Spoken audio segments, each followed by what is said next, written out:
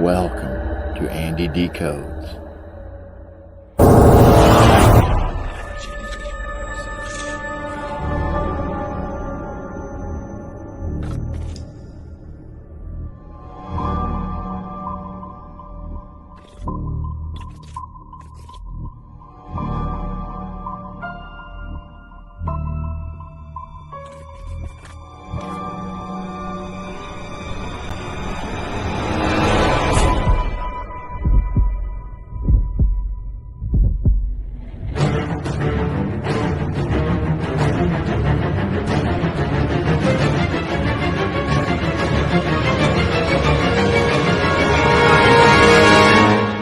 Sit back and enjoy as we dive deeper down into the rabbit hole and into the unknown. Hello, welcome to today's show. I'm joined by the wonderful Mr. Steve Mera. Thank you for coming on yet again. No, thank you as always, Andy. Thanks for having me on the show. No, it's great. Like I said before, it was great meeting you in Manchester at the Awakening.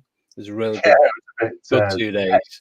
It's a bit full on, but yeah, just a little bit, but really enjoyed it. So we was just talking off air and mentioned about this incident that happened in Cheadle around the 1980s. Can you start off talking about that? Because what you was telling me was really fascinating. It's an intriguing case, yeah. I mean, I first came across it, was wrote up in a number of old books. Jenny Vandals wrote about it in a monster book, and Peter Huff wrote about it in a book, Mysteries of the Mersey Valley. I knew the location very well, and I decided to look into the case, even though it was so many years had gone by, only because I knew the area well. And it's Abney Hall in Cheshire in the UK.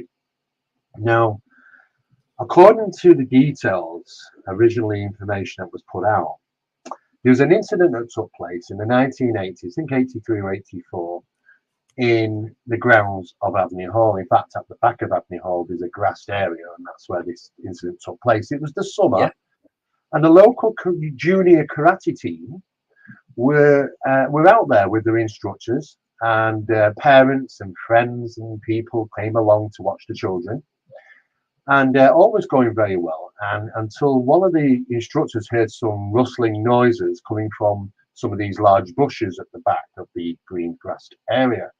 He thought there were some kids in there messing about, so he went up there and opened them up to clear them off. Nobody in there. Well, as he was doing that, he noticed it was coming from another bush. So then this went on for a while. He was kind of going to these bushes where the noise was. It was enticing him to go and look.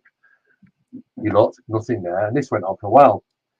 And then, apparently, all of a sudden, all hell broke loose. And I mean, according to the details, there was some, I can only say as they were described back then, they were dwarf-like ninja figures dressed in kind of ninja clothing. It sounds something straight out. I know, yeah. But the thing is that nothing normal was about these things. They were seen to appear and disappear. They were also seen to be able to levitate and float. People started acting peculiar. In fact, one girl and a boyfriend just went into a crazy frenzy and started attacking each other for no apparent reason. Another gentleman apparently attacked somebody else. It was just basically all happening all at the same time. And even one of the karate tutors was forcefully dragged away from the small stream at the back of Abney Hall, where he was apparently, according to details, trying to drown himself. There were several of them, all dressed the same. Never made any communication, but they did lash out and attack some of the younger children. And as this is all going on, some of them were even seen to be floating over this rocked area near the stream. Apparently, according to details, I believe police and ambulances were called to the scene, and these things just phantomly disappeared. But it was such a crazy story. I could not help myself getting involved in this one. Now, doing some research and talking to some fellow investigators, you get told so many different things. And one of those things was, oh, yes, the guy who was at a local karate team, and he used to jump out on people dressed as a ninja. He used to jump down from trees. And this is how the story originated. Well, that's okay, and I accept that. Okay, then maybe this is a derivative of how this experience got drawn into all this story. However, when I initially put information out, I actually, surprisingly, had people coming forward, sending me information, emails, saying that they remember this incident. And around about that time, because this wasn't the only time they were there, apparently, according to some of these people, they were seen a number of days. Even as children, people said, I went down there and we used to ride around and hang out down there on our bikes and got the hell out of there. They'd never go back. They were seen around. And so I thought, you know what, I'm going to have to visit this location. And I visited it. I do know of it. I've been there prior to knowing about it. And I just started, over a period of a few weeks, started hanging around and asking people some questions. Yeah. And surprisingly, Abney Hall is said to have some ghostly goings on there, but it's actually owned by a council now, and they have some offices. To gain access to the location is literally open one day a year, and you have to put your name down on a list to get a quick look around the building. Yeah. So it's not really easy accessible for the general public. Now, Agatha Christie once stayed there, which is really one of the most notable things. Yeah. But it was even rumoured that she might actually even be haunting the place. It's a rumour, of course, no evidence to support it. But there are other incidents that have allegedly taken place there, apparitions and things seen in the building. Now, it was built in 1847, and it was built over an old print works from the 1700s, which strangely burnt down, and some of the materials from the print works were held to help construction of Abney Hall, which is quite a large building. Now, it's very foreboding when you go there, because it's full of these tremendous gargoyles. I mean, they are everywhere across that building. Whoever built Abney Hall built it with the purpose of warding away bad spirits, because generally that's what gargoyles are for. And you normally find them on churches, but to find them on the hall, which was built in the 1800s, in the veracity that they are, I mean, there are a lot of them, and they're very large, and basically they're everywhere. It's quite it's certainly quite some effort. So I'm intrigued why the reason was, what was the link in there for to do that. But then other people I was talking to I would stop and they'd say, "Oh yes, I remember the incidents," and I thought, why? I was just grabbing elderly people, because they'd probably been around there living there for a long time, and they were really forthcoming. In fact, it was crazy. You know as well as I do. What is the chances? I'm walking past, I'm looking up at the gargoyles. A nice little old lady walks past, and she looks at me and she says, "Oh, it's a fascinating place, isn't it?" I said, "It is, yeah. I was just wondering what mysterious things have gone on around here." And she said, "Oh, well, I'll tell you something." So I thought, what is the chance of this? Yeah. Right? She worked round the corner from Abney Hall, literally spitting distance. And she used to work as taking children out on horses. And they used to walk round a certain estate, and they'd go up towards the Stile Road and then come back again, and so on and so forth. Now, she was telling me that she worked there for quite some time, and on one particular day, I mean, this is a routine thing she does every day with the horses, takes them down this particular road. This day, though, the horses absolutely refused to go down. Not just one of the horses, all four of them they couldn't get them down this road. They just would not go. It was getting dangerous. So they just, okay, all right, if a horse doesn't want to go down there, it's not, you can't force it. And all four of them had the jitters. And she went back and she explained this to people, and they said, well, you know what, we don't know what's going on, sort of thing. But she was intrigued, so after work, she decided to take a trip down that road. Why were the horses not going down there? She got down there, and she goes past a farm, and normally there's some activity at the farm. She normally sees, animals, people around, nothing. No vehicles, no animals, no people. And she thought it's really odd. And in the field, next to the farm is an area on the grass, which is just a big, flattened, round area. Yeah. So I mean, can you imagine? I'm really intrigued. I'm thinking, okay, what's going on here? She says, well, I talked to a guy came out from the opposite side of there's a couple of houses there, old houses. And he come out and she went over to talk to him because he obviously clocks her. She used to come down the road every day with horses. So he knows who she is. And she asks, what's gone on with the family? He said, they've gone. I said, she said, well, what do you mean they've gone? She said, something landed in the field. She had no help. There were people here from, I don't know where they were from. There were trucks, there were people with cars. And the day after, they were gone. They moved them out. And I was like listening to this and thinking, well, this is a bit weird. This is a bit strange. I have since visited that location. It's now occupied because this would have been took place in the latter 80s, you see. So it's all quite some time ago. But again, I never heard it. And it's surprising when you're walking around and talking to people. They've all got stories of them. Some of them pointed out, oh, yeah, you stood over a secret passageway. I said, no. And he said, yeah, if you follow this, he shows me where it goes. The people around there have a wealth of knowledge about some of the paranormal things that are taking place around there. So I thought to myself, okay, so I'm going to try and put some information together in a video just to let people know what Abney Hall looks like, some of the things that have happened around in that, not just Abney Hall, but in the surrounding location. And I thought, maybe I'll get the opportunity to talk to a few people, and I've got some interesting information. As to what really went on, I don't know. Kind of half of me says, well, you know what, maybe there is something which is a bit dodgy behind it. Some guy jumping out of a tree dressed in black, I guess, would help the situation generate such stories. Or is it that people believe in that story locally so much that it's basically generated some type of tulpa? It's manifested. Their beliefs has caused the manifestation to take place, and people are reporting it. I really don't know, Andy, but it's a profound incident that I don't get to hear of those things very often. I mean, attacking paranormal ninja dwarfs. I mean, seriously, So I'm thinking to myself, well, you know what? It's worth a look. So I'm doing it. So I'm going to include some of the things that people have said and told me over the years.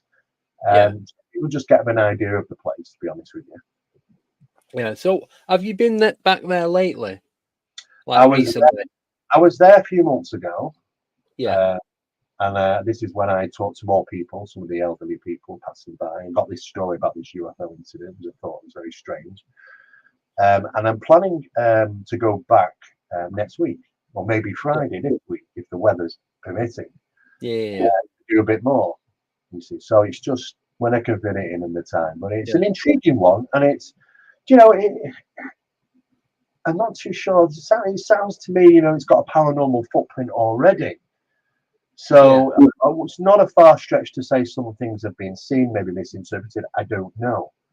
But it's an intriguing story, especially when you get told, like police and ambulance turned up and things like that. And some people were taken to the hospital, and it's a bit weird. It's a bit of a strange one.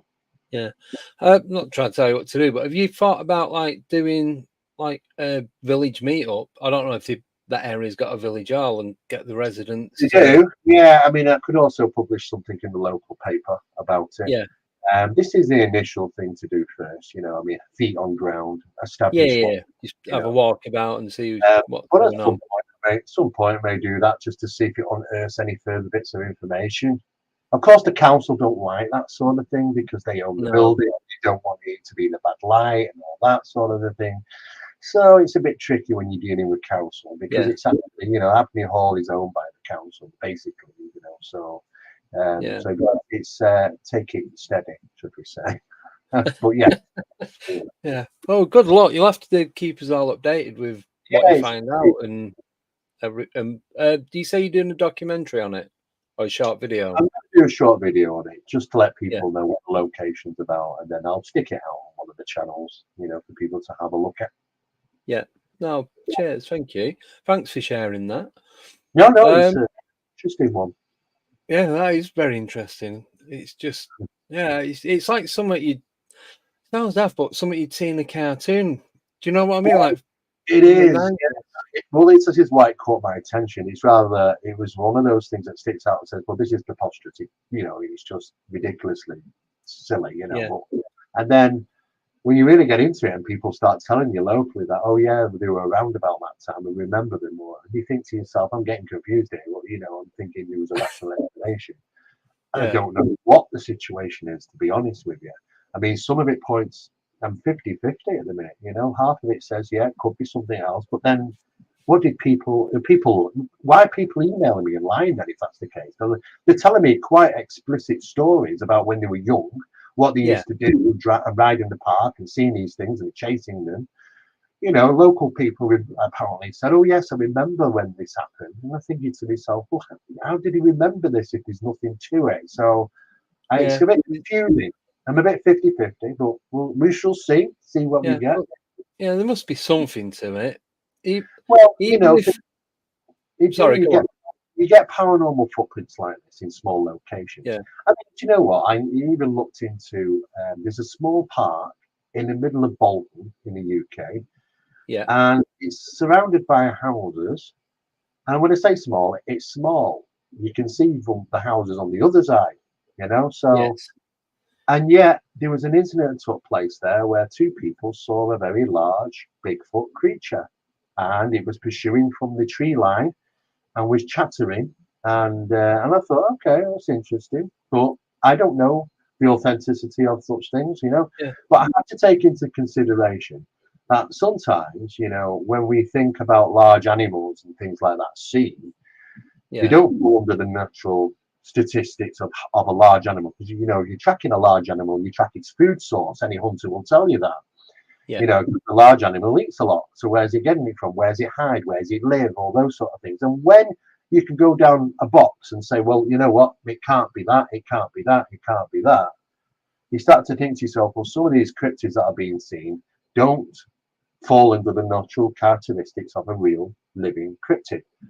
And that's a problem because we might be dealing with something metaphysical in nature. I'm absolutely positive people do experience and see these things. I've seen some things, to be honest, myself over the years, and it's a bit crazy. But the thing is, though, there are people that report these. But we have done some very serious research into the cryptid phenomena over the last 6 months and found some very surprising details about what they might be starting to represent. Now, first off, we have to look at that in certain places in the US, the cryptid phenomenon is looked on as a different way.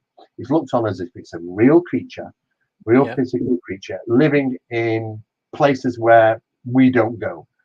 And the theory is that, us humans years ago, as acting as pack hunters, some of them still now, we are driven them out.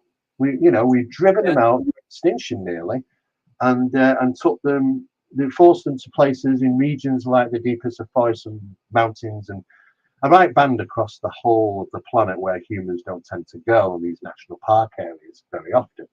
Now, yes, if it's an elusive creature or hyper-elusive creature, I can understand that because, when we first found the panda, we knew where it lived. We knew the forest where it had been seen. It's not massive. It moves very slowly. It's black and white and lives in a forest of green. So it doesn't stand out like a problem. It only really eats one type of food, and the slow movers. So how long did it take to find the next panda? Well, I'll tell you how long it took. It took them 60 years. 60 years to find the next panda. And why? Why does it take them 60 years? Because they just couldn't traverse through the area very well at all. It's so dense and just really hard to get through that's why they went unnoticed for so long. While we're dealing with this situation with some of these cryptids, it's an interesting point. But the problem for me is that, okay, we've either got that and something else, because there's definitely a metaphysical side to some of this phenomena, especially when we start looking at the cryptids and the dogmen and the werewolf type stuff, especially around Ohio and Michigan. I mean, it's just crazy. I've talked to people that had these experiences whilst they've been over there, and they're just crazy. Now, what we've found is that if these are predators, because you expect a dogman or werewolf, if experienced and seen, is a predator. They'd never be a predator. Now, you know as well as I do, and many people out there, that all predators don't give up the fight. If they're going to go after its prey, it's like the hawk or any other, animal that has to hunt and kill for food. It pursues, it stalks, it looks for the weak link, and it pursues, and it pursues, and it pursues, to the point where, it's going to get its reward. And when it does, as well as I do, there's a quick kill that's usually involved. Oh, yeah. Now, this is the problem with these kind of predators, is that they pursue, they scare, they pursue, and when you have the opportunity, when, I'll give you an example. 4 guys in Michigan are walking down a disused train track on a shortcut to a local shop. Evening's setting in. You start to hear a noise come from the bush line. They catch sight of it. This thing is huge. It's about 9 foot tall, and what they say, about 4 foot wide shoulders. It was huge. They described this as, and they all described it as, a werewolf. Now, it sounds ridiculous, but this thing pursued them, and they were absolutely petrified. There was an induction of extra fear added on top. It's as if sometimes these things induce fear into people. More fear than normal. It was actually terror. And he ran for it. Now, as well as I do, running down train tracks in the middle of the night isn't an easy job. One takes a stumble. So what's his 3 good mates do? They think, bugger him, leave him alone, and keep running. Jesus. Now, my God. He's on the floor, and he's in so much fear, he doesn't even try and get up to try and rerun. He just, something instinctually takes over his body, and we have the fight, the flight, and the freeze.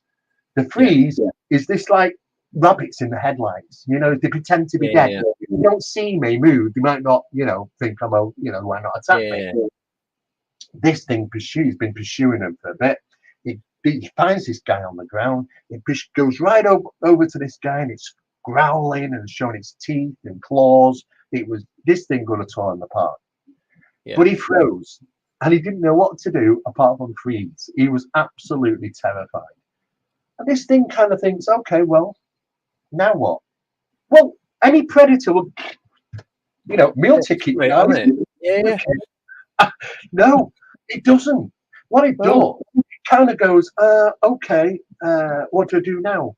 I guess I'll run up. And this is a situation. We have another incident. It's strange. We have this other incident in Ohio. 2 teenagers staying with the father in this cabin. Now, the father's been working late, so he's upstairs in his bedroom, asleep. But this thing was outside, and they saw it, they panicked, they ran in, and they shut and locked the door. It's only a cabin door. This thing is huge. He would have had to have ducked to get in. Now, this thing has got hold of the door handle, and just as you was teasing a little kid, it's going, yeah. It's making all the things. In other words, it's designed to scare them. They're absolutely petrified. They were screaming out and everything. Of course, the disturbance woke the father up. The father no nonsense guy, comes walking down the stairs. What the bloody hell's all this noise? And the teenagers say, Dad, there's something outside there. And he's walking up to the front door and going, don't open the door, don't open the door. No nonsense guy opens the door, comes face to face with this thing. Face to face. This thing just stops. And it's staring, literally 2 foot away from each other. It's staring at him. He's staring back at this, thinking, what the bloody hell is this? And what's it do? It just runs off. It gives up the fight. It's done what it needs to do. It's generating fear. Now, I looked into doing some research into this. I mean, I'm thinking to myself, what other phenomena generates this type of fear? Why are they doing what they do? Let's take a look at the poltergeist phenomena. The poltergeist phenomena is a parasitic phenomenon. It's a parasite. It generates fear, vexation, and stress in those environments. It feeds from it for some type of parasite. Love to feed on it.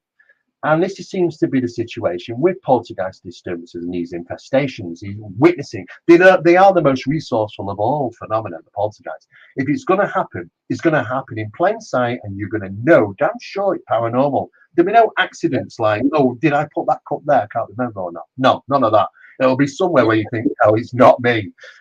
Never happened. They're so resourceful. But it's all about fear feeding. I'm thinking to myself, well, could this phenomenon be fear feeding as well, some type of parasite? Because why are they, if they're predators, why aren't they going in? It's as if the whole point of doing it was to generate the fear, you know? Yeah. I'm thinking to myself, okay, well, surely some tests. So I started looking into fear pheromones. You know, when people are terrified and feared so much, do we produce a fear pheromone? Yeah. Now, according to some scientists, which I've talked with, they said, oh no, the fear pheromone is something from the past. We don't smell pheromones anymore. You know, maybe when we were years ago, you know, but not now. We've changed so much, humanity, that we don't. Though that people might generate fear pheromones, we don't pick them up. We don't pick it up. Exactly. Well, I argued the point because there was a number of tests that was carried out, and that test involved a number of people smelling sweat glands which were these small little patches. Now, these patches were placed on people. Now, they were placed on the people who were jumping out of a plane for the first time parachuting. Now, if that's not fearful, don't know what is. Right? Yeah, you can't beat that, can you? These patches were put on them to see if that within the sweat that gets onto the patch is the pheromones in it from the incident. And they were also placed on some women which were just running, jogging in the park, which they normally do on a Saturday. Nothing fearful about that. It depends on which park you live in, of course. If it's a national, but so anyway, they come back to the lab and they're conducting these tests. And what the results of the test when smelling these things is that the people involved in the test confirmed that they would be able to identify the fear pheromone. So I can't rule it out the fact that people can. Not only do we produce a vast amount of fear pheromones when we're in these conditions, scared to death, but this fear pheromone could be something of interest to the phenomena. Why does the poltergeist do it? Why, you know, are cryptids doing the same thing? Some of these cryptids. So we're looking at a different angle as to what the hell's going on. Now we know this phenomena goes back, I thought, hundreds of years. In fact, it goes back thousands and thousands of years. I mean, we've got it back to Sumerian demonology, the dog-headed people. And I tell you what, when we started, myself and Barry Fitzgerald, who was part of Project Doorway with me, which is part of this research that we do, got involved in researching Sumerian dogmen, these Sumerian demons. There was one day we were both hard at it on research, and Barry lives in Ireland, you know, and I live in Bolton, Manchester, in the UK. So, but what was interesting that night, all hell broke loose. All hell broke loose here at the house. You know, it was not pleasant, I'll tell you now. Anyway, in the morning, I thought, right, I best ring Barry, to ring him up and say, Barry, you never guess what's happened after a day last night. And before I could even get my words out, he said, "Oh, hell broke loose here last night there as well." Well, about the same time, in his lights fittings were ripped out and all sorts. And you know what? Sometimes when we're getting into some of these areas of research that really hasn't really been looked into much, sometimes, you know, we're so in tune with the phenomena that we're on. You know, when the MOD have a watch list, we're on the phenomena watch list. I tell you, because they are stalking, they are skulking, watching what we're doing, where we're going, because I'm telling you, absolutely tell you, this stuff is that intelligent. It can track you back home. I've had many of the hitchhiker stuff, Barry has. You know what? We've managed to deal with things over the years, but this was something different. This was a real slap on the hand. You know, don't look there. And you know what it does, Andy? It fuels the fire. But the problem is that when we get into stuff like this, we've got a respite, because we get into it too much, we do too much, we pick up notice. And when we do, it's bad, it's not good. So we have to take little breaks and then go back to certain research, you know, so it goes like this rather than a constant, because we don't want to shine too. That's the thing. Don't shine too much because it catches the eye. Yeah, got to step back a bit and then let it calm down, and then baby steps back into it. Yeah, because this film gets under your skin, and when it does, it can rip right through your family. So you've got to be careful. We've all got loved ones that we care about, you know, in families and stuff, and friends as well. So you've got to be careful. There is the dark side to this. Is absolutely is. I've witnessed this firsthand. So for me, looking at the cryptid phenomena, yes, some of it is most definitely represented by metaphysical phenomena and associated with UFO phenomena as well. There are plenty of cases to support that around the world. All you got to do is go to, you know, the what was it called now? A location. What was it place now? It was called Chestnut Ridge. All And right. it's a mountain range. It's about 7,000 miles, but within that 7,000 mile range is about at least 400 people that are witnessing all the same thing: Bigfoot, UFOs, incidents together. And it's vast sightings of them up there and other places around the world. It's not the only place, America. It's happening all over the world. So the thing is that, okay, what's really going on? Is there a real animal out there in the depths of these jungles and national forests? I don't know. We find the evidence, the physical evidence for it, but then we find physical evidence of the paranormal apports, for an example. It's a physical thing, isn't it? Where the hell is that? But is it real and tangible phenomena, the paranormal? Well, no, it's metaphysical. So I think some of these things could be we could be misidentifying the real Bigfoot phenomena because people think, well, if it leaves hair, if it leaves footprints, if it leaves scat, and it breaks branches and there's a physical presence to it, then it's real. No, because there's a physical presence to paranormal phenomena. And yet it's not tangibly physical in our reality. So we really do have to question these things, and not just for real living things. What about ghost ships and ghost trains? These things are seen. So what the hell? I mean, I think we're dealing with, obviously, it's all going to fall into, the quantum reality of stuff, quantum mechanics. I tell you, that's where it's all going to head. But for now, rather than just accepting what we've got, I'm picking and prying at these things to trying to find out what is it going to reveal.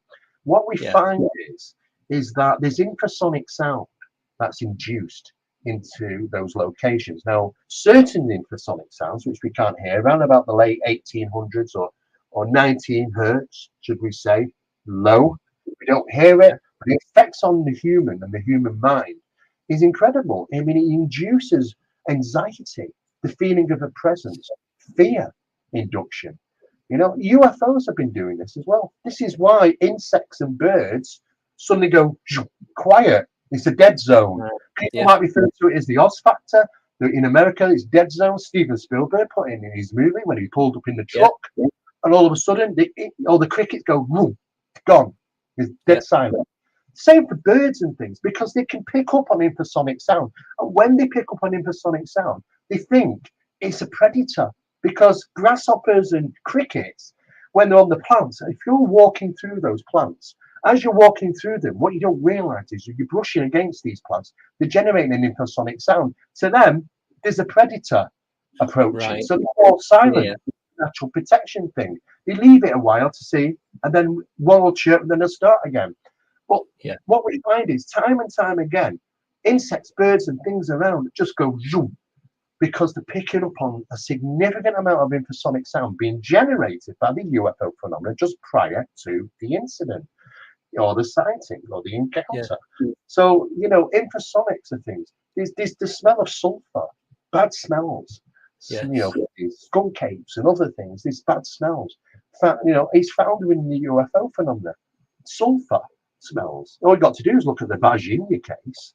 The one that James Fox did in Brazil. The whole thing was smelling of sulfur. The craft, the creatures, it took him 3 months to get the smell out of the hospital after taking one of them things. There was Mikhail, I can't remember his second name now, but it was from the an incident that took place in the US, and the Falcon Lake incident. And he got up to this craft that had landed, and it blew out on a vent on the side of him, and it made this pattern on his chest. He literally was burned. But the stink of it is as if it was injected. It was coming out of his pores, the smell of sulfur. Again, the hospital couldn't get rid of the smell out of the room. So it's got a very long and strong connection to the UFO phenomenon, sulfur smells. But if I go into the demonological camp and talk about sulfur, they're going to say, well, it's demonic. Well, why should I make sure it's demonic? Because it's associated with the paranormal and demonology. Or even what we might refer to is those very high intelligent type hauntings, demonic hauntings, demonological stuff. And if I go into a different camp of the UFO, they'll say it's UFO related. But if I go into the cryptid stuff, they'll say, well, yes, you do get it in the cryptids. Well, hang on, so paranormal, demonological, UFO, cryptid. Why are we getting sulfur smells? What is the odor associated here? Why is it all somehow the same smell? So for me, excuse me, it's about prying in and looking at what we've got and pulling it apart and trying to figure out what makes it tick. And this is what Project Doorway does. It's about a study in advanced paranormal mechanics, the paranormal mechanics that's associated with the UFO phenomena. And I tell you now, if you study the UFO phenomena so much, you'll realize, you'll have a light bulb moment one day, suddenly you realize paranormal. It's always been paranormal. In fact, there's more evidence to suggest it's more terrestrial than it is even extraterrestrial now. People are starting to wake up and realize, hang on, there's been a bit of a ruse here. We tend to be told to stare at the skies. They're coming from other planets and stuff. They're all bipedal, of course. All we got to do is go to the bottom of the sea to find something which really looks alien. Because you can go pick an alien from anywhere in space, and they all look the blooming same: 2 arms, 2 legs, 2 eyes. It's just doesn't make sense. Where's they all coming from? Statistics now show a sighting is happening every 8 seconds around the world. 8, and that's being, being conservative here. Not all countries share their statistics. You think, okay, there's got to be a superhighway traffic backwards, forwards from Earth. There isn't. NASA we've just released their report saying, you know what, UFOs, we are aware of them, we know what they are, and yes, people understand that they're being seen, but they're not extraterrestrial. That's what they're saying. Right. The big question is, okay, these guys have been around not just local days, not since the 1947. It goes back thousands and thousands of years. In fact, we might be new kids on the block. So the problem for us now is that we've got to reassess what these subjects represent. And the best way to do it is decompartmentalize. And this is reason why, is because compartmentalization has been put in place, and it might have been done on purpose, to be honest with you. And it's worked very well, because back in the days in the 80s, when I was doing stuff and investigating and researching, I wouldn't get involved in that subject. The paranormal and UFO guys wouldn't deal with each other. It was two completely separate subjects. Never anybody's going to paint a good picture of what's really going on if you haven't got all the pieces, because their answers lie in a different camp.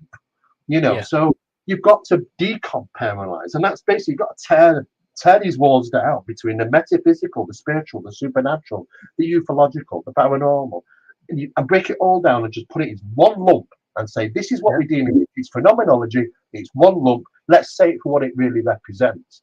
And when you do, you start to realize something doesn't add up, Andy. Something does not add up. We're not being told everything that's going on here. And let's take into consideration also that the fact is that when you talk about the existence of aliens, these strange beings, when were they first reported by people? Well, I'll tell you when. It was round the seance tables. That's when the first sightings took place, the first interactions took place. Nothing to do with UFOs, nothing to do with alien abductions. That's when it happened then. And they were described back then, the same as they are really now, to be honest with you. But then sometimes to do periodically, they've evolved with us, because we've evolved and they've evolved.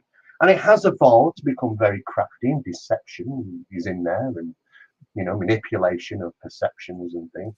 And they've evolved to a point where they can change their appearance to be numerous different things. And that's the same phenomenon, tracks back thousands of years. If you follow the phenomenon, it's always been the same. If you don't follow the mask, because you'll get confused, you go, oh, well, that's the Greys, and that's this, and that's this, and that. No. Hang on. Forget the mask. Forget even a demon. That's a mask. Forget it all. Scrap it all. There's an intelligence here that's playing with humanity, interacting, manipulating reality. And it's interacting with us.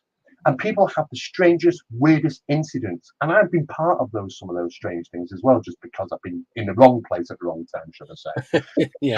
Not the right place, the right time. And the fact is that they damn well know what they're doing. And somebody out there at higher levels knows this.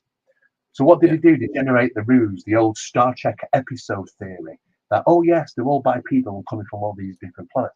And they come to Earth and they want peace. They want to save planet Earth. No, they don't.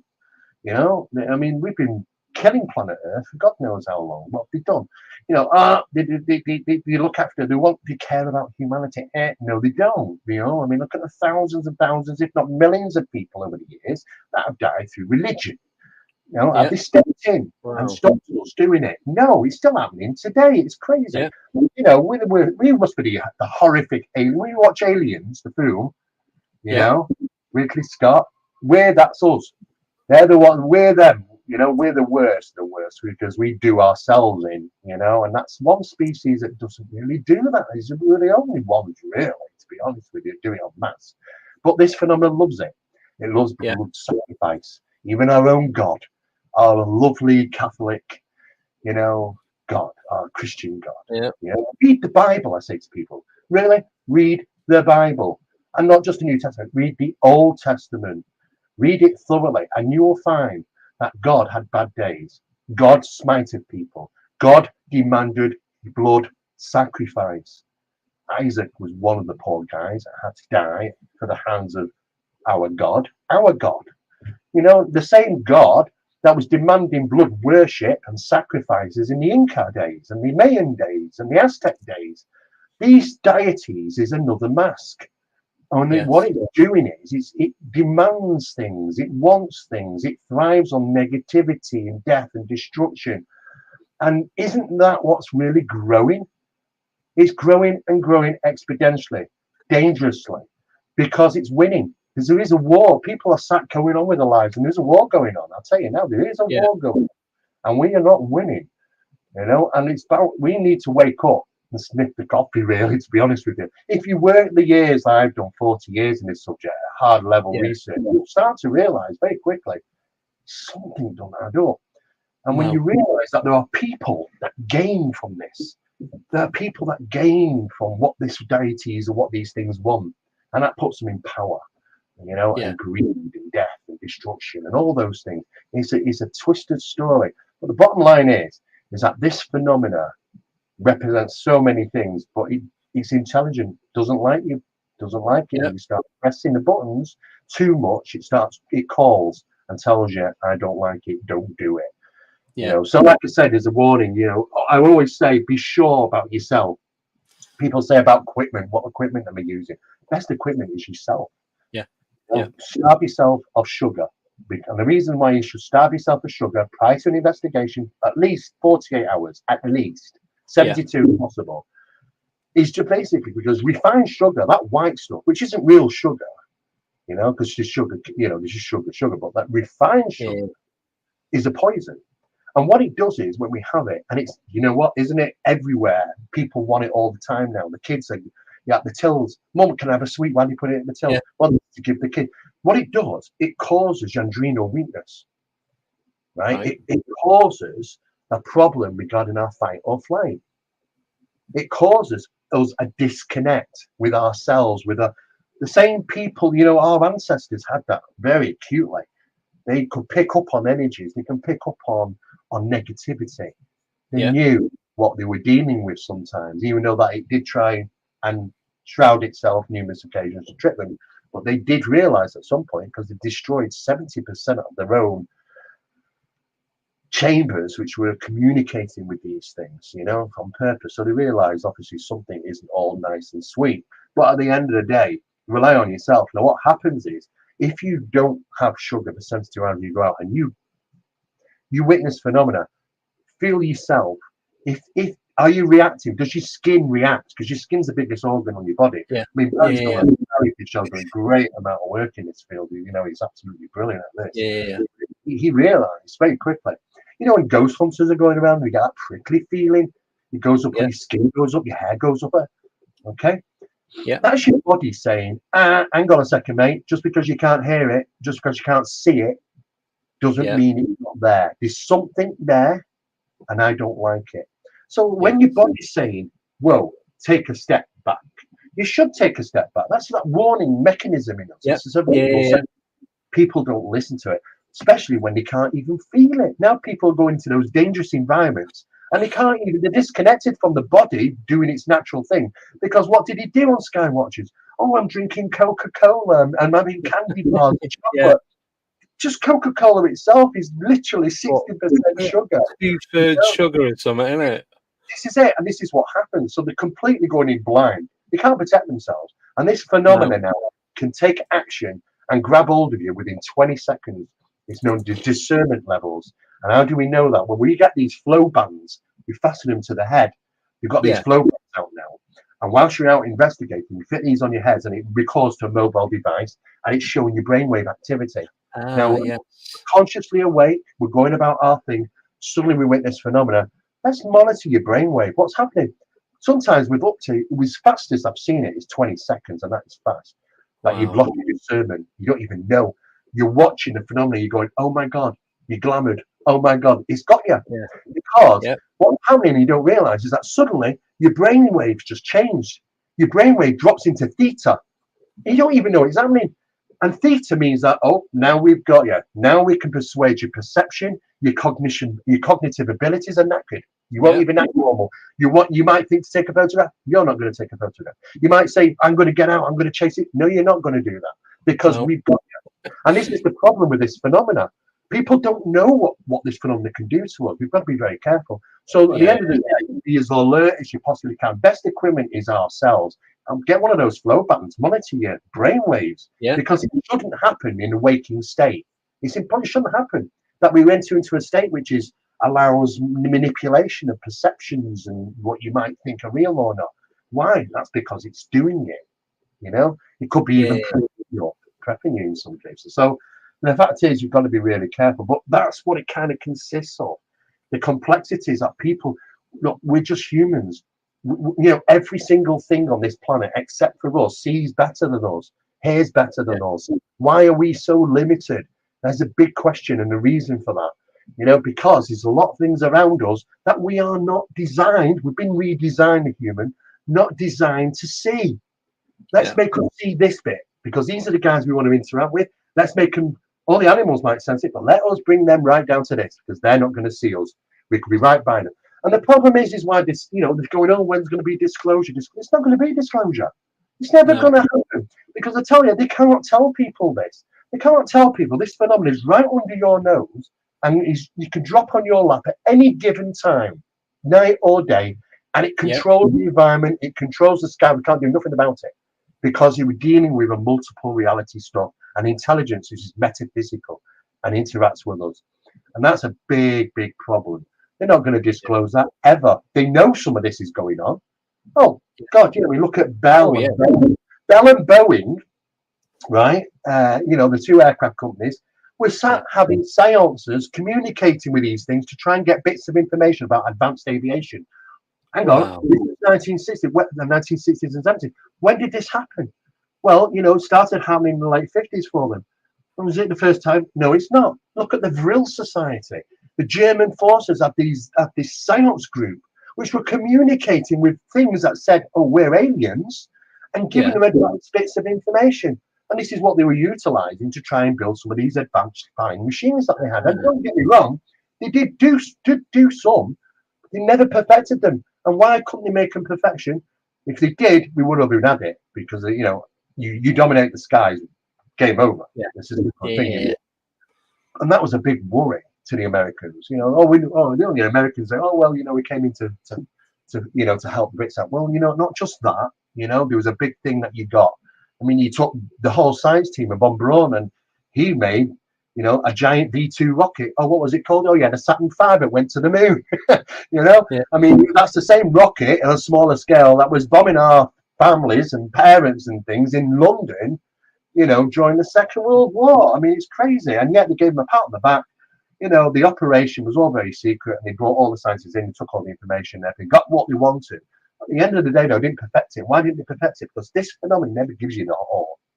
It drags you in. It wants you to keep coming back. Come back for more. Come back for more. Yeah. It wants to get on. It just gives you a bit at a time to keep you. I don't get it wrong. I've witnessed this in these advanced experiments in parapsychology. There were 17 done. Only 3 of them have ever been released. They're not released, the rest of them, because they're just like, how do people understand this, the metaphysics of it? The thing is that this phenomenon wants you to keep going back because it gets under your skin. And that's what it wants to do. And the thing is, it keeps you excited. Oh, what's the possibility of me getting this? What's the possibility of getting that? Yeah. And that's what it does. And it kept doing this with them. And it kept doing it with the guys from, I believe even Douglas. There's evidence actually. Douglas were even involved in these special science meetings, communicating with these things. But they kept going back. And the problem is, it gets them under the skin. And when they start looking into the information that they're given, start realizing, well, hang on a second, I've got this bit and that bit, but it won't work without that. And they won't get that. They'll never get that. And this is what it does. And that's why it's never been perfected. It's all about keep that gateway open. That's what we want. And that's the problem with this. So there's a massive stuff, and it's all linked onto all these different subjects: the paranormal, the cryptid, the UFO. They are all within the same box. Now, there's a recent study that took place a few years ago, actually 2 years ago, and it all kind of started back in 1967 with Professor Jacques Vallée. Now, Jacques Vallée was really into computers back then, and he wanted to utilize artificial intelligence to see if it could help work out what some of this phenomena represents. It was 1967, the computers didn't really come up with much at that time. It was a shame, really. But the theory is a good theory. It's a strong theory. So a few years ago, a couple of years ago in Japan, there was something referred to, I believe it was called the CRS system, something like that. And it took a few years building this artificial intelligence computer to manage what that conclusion would be. In other words, they spent 3 years putting all this data in about UFOs, the paranormal, cryptids, and not just that, all the little things associated, like all the other stuff. It just, every single thing apart in that subject was filled into this. And after 3 years, I mean, we're talking a hell of an AI computer here now. They hit the red button. What's the conclusion?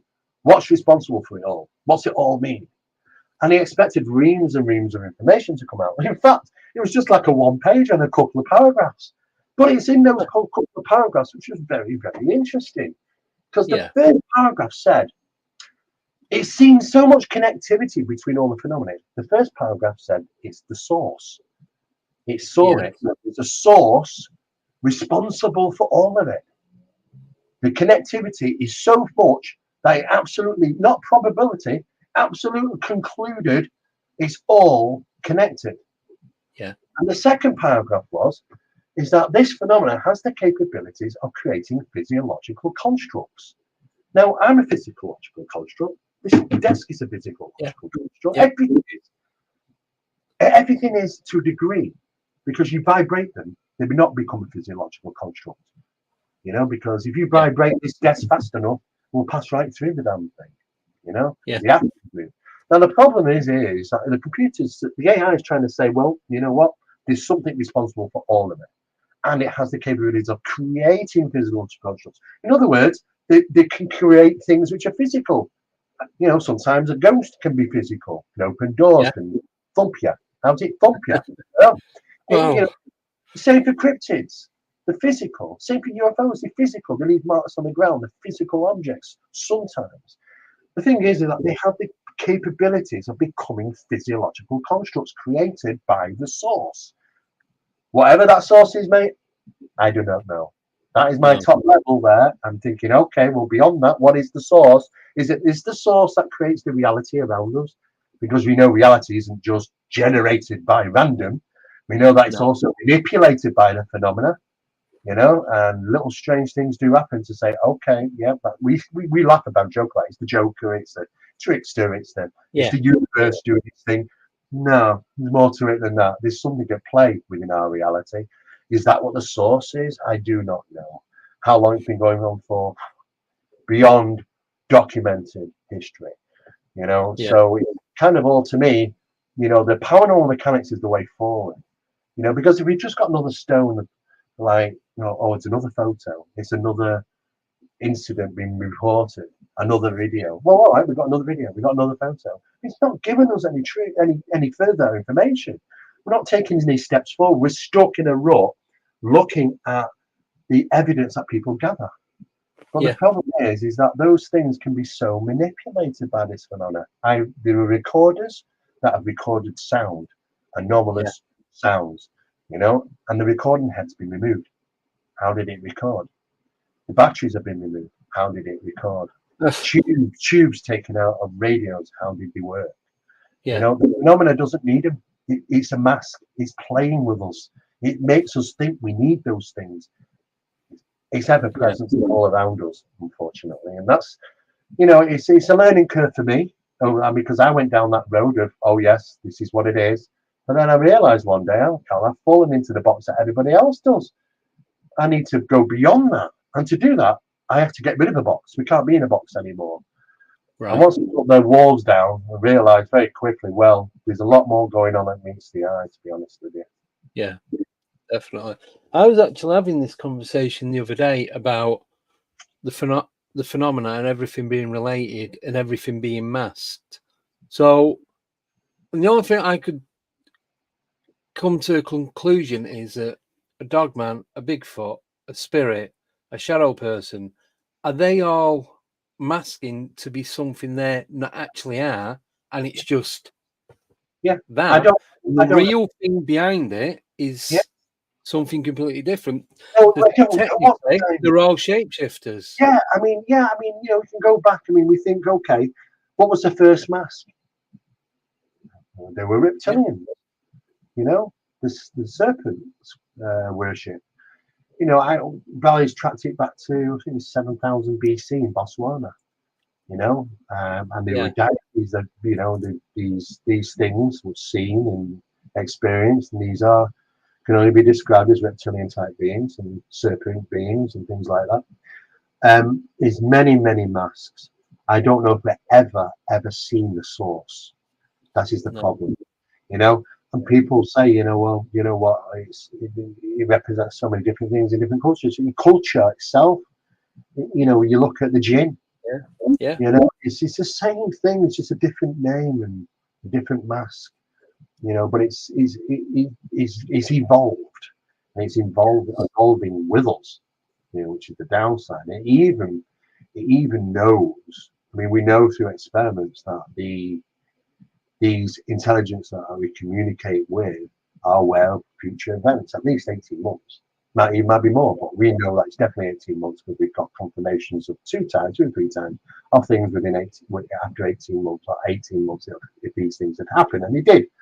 We also got to the point where direct voice phenomena, DVP, which is always above us. If you stand up, it's above you. If you sit down, it's above you. But the thing with DVP is, what we realised was, sometimes the recorders weren't recording it. Well, hang on, the recorder is devised to record harmonic sound. Yes. And we all heard it. Well, how did we hear it? Because the human ear is only designed to hear harmonic sound. If I play a tone above 20,000 hertz or lower than 20 hertz, you're not going to hear it. Very unlikely. No. The thing is, though, how did we all hear it? Because it was internal. The phenomena uses us as pieces of equipment. Yes. And when somebody's like Mrs. Smith turns around and said, oh my God, somebody's just called my name. And everybody else says, well, I didn't hear anything. Don't rule out Mrs. Smith, because that's what it can do. It can get inside us and it can make us think we've just heard something, when in fact it was generated internally. We also know that they can generate externally in the harmonic range, but when you research that and have them analysed, you'll find the same thing over and over again. Well, it sounds like a voice, but it ain't a voice. So what do you mean it's not a voice? Well, it's not got human vocal frequencies. I said, but it sounds like a voice. Yes, it does sound like a voice. You know, this is what the phenomena does. It creates things to make us think that these things are real, but they don't have vocal cords like us. And the giveaway is under the analysis. When you test it, you go, hang on a second, that's not a voice. Well, it sounds like a voice. Yeah, but it's not a vocal response. They look at the frequencies. They're not vocal frequencies. They can't do that. But the problem is, if you're just hearing it, you can't trust your ears. You can't trust your sight. These things, we are puppets. We totally manipulate them. Yeah. Totally. Yeah. Just before we go for a break, I just want to say, like, you're saying, like, the fight or flight. So when I've been out investigating, it's more of a gut feeling than the tingly skin. And I'll get, right, it's time to leave now. And for me, that's me. That's I only need that one warning. I'm not going to hang about and wait for the second one. No, because that one's quite polite, and I don't want to know what the next one's going to be. It's not going to be as nice. So it's like, right, we need to end this now, and we need to go. Yeah, you always trust that instinct. It's there for a reason. Andy. It's saved mankind thousands of years. That instinct, believe it or not. Rely on it. And the fact is that when we get the warning signals, your body will tell you. Don't ignore it. Don't be enticed to think, okay, there's something I've got to push forward, because the next one will be a big slap. If he really starts to get annoyed, then you don't want attachment. And people don't think about this. I've heard of people being attached just to writing certain things about this stuff. They wrote the book, and then they went through a hell of a time over the several months after the book came out. There is an intelligence, and it monitors. It keeps an eye on people that are doing things in this field for sure. But then it opens a door about this little much, and the problem, that's okay. But the thing is, the door doesn't close; it stays open. That little bit, doesn't it? Do that on purpose. It's what you call a targeted response, and you annoy them enough, it goes, okay, let's target him, and they put a tag on you, and when that happens, your door opens a little bit, and that means that they can pop in every now and again to see what you're up to and what you're doing. If it gets wider, then you start to have it happen more in your house and around your family and through your working day. It can be a right pain. And then it's just like 24/7, isn't it? There's no getting away from it. At that point, you need to cleanse, and the best way to cleanse, and I'll say the easiest thing, is that what this phenomenon does, and this is probably very important for people to hear, is that if you think there's any form of attachment, recognize it. Recognize attachment. You can recognize attachment by your actions aren't normally what they normally are. You're feeling depressed, nauseous, even depression, and it's all designed to do this for one reason, to lower the amount of iron in your body. They don't want iron. They don't like iron. I know why, but I can't say because I put it into a new book. But but they don't want iron, and this is why people are targeted when they're low in iron. Boost yourself. Wear iron. I always wear iron. Always touch my skin. Always. Never go anywhere without it. Of course, it doesn't work underground, but there's another reason for that I can't get into. But you can substitute yourself with tablets for iron. Boost your iron system. There's water you can drink. It's got iron in it. Boost it. They don't like it. They don't like that. They don't like iron in your environment. They don't want UV. They don't like UV. Although that it doesn't cost a lot to run a UV bulb, but it clears out negative stuff quick. Right. You need no dark corner for it to hide. So I was just going to say that was one of the things I was going to get. I was going to get a UV light for when I do go out investigating. Yeah, well, negative phenomenon light. Yeah. That's why they like the night. Well, I suppose. I don't know if you've noticed, but I've said this a few times to people. When you've been long enough in this field and been everywhere and all over the place doing stuff day and night, night has a certain feeling. Night is different than day. It has a feeling that you can feel it. Yeah. And I recognise that feeling. Even if I tell you what, if you put me out in a forest, in a room, right, and I know what time it was, whatever, I could say when it's night, I could say when it's day, even if I couldn't see light, because it has a feeling now. I've learned to feel that over the years. It's like a lemon; you never forget the taste. And the thing is that phenomenon thrives in that. Some phenomena thrives in that. Not that we do get stuff in the day, of course, but there's certain phenomena that thrives in that darkness, and that is why ancient times, they never put themselves in darkness, because even the ancients sat around fires, and it's just, there's certain frequencies of light that come from not natural fires, which is, people need to do that as well. It's not just a matter of just keeping warm, what? There's a lot of things which associate, goes back thousands of years, of course, but it's the same thing, even in modern day, same thing. Cool. Thank you for that.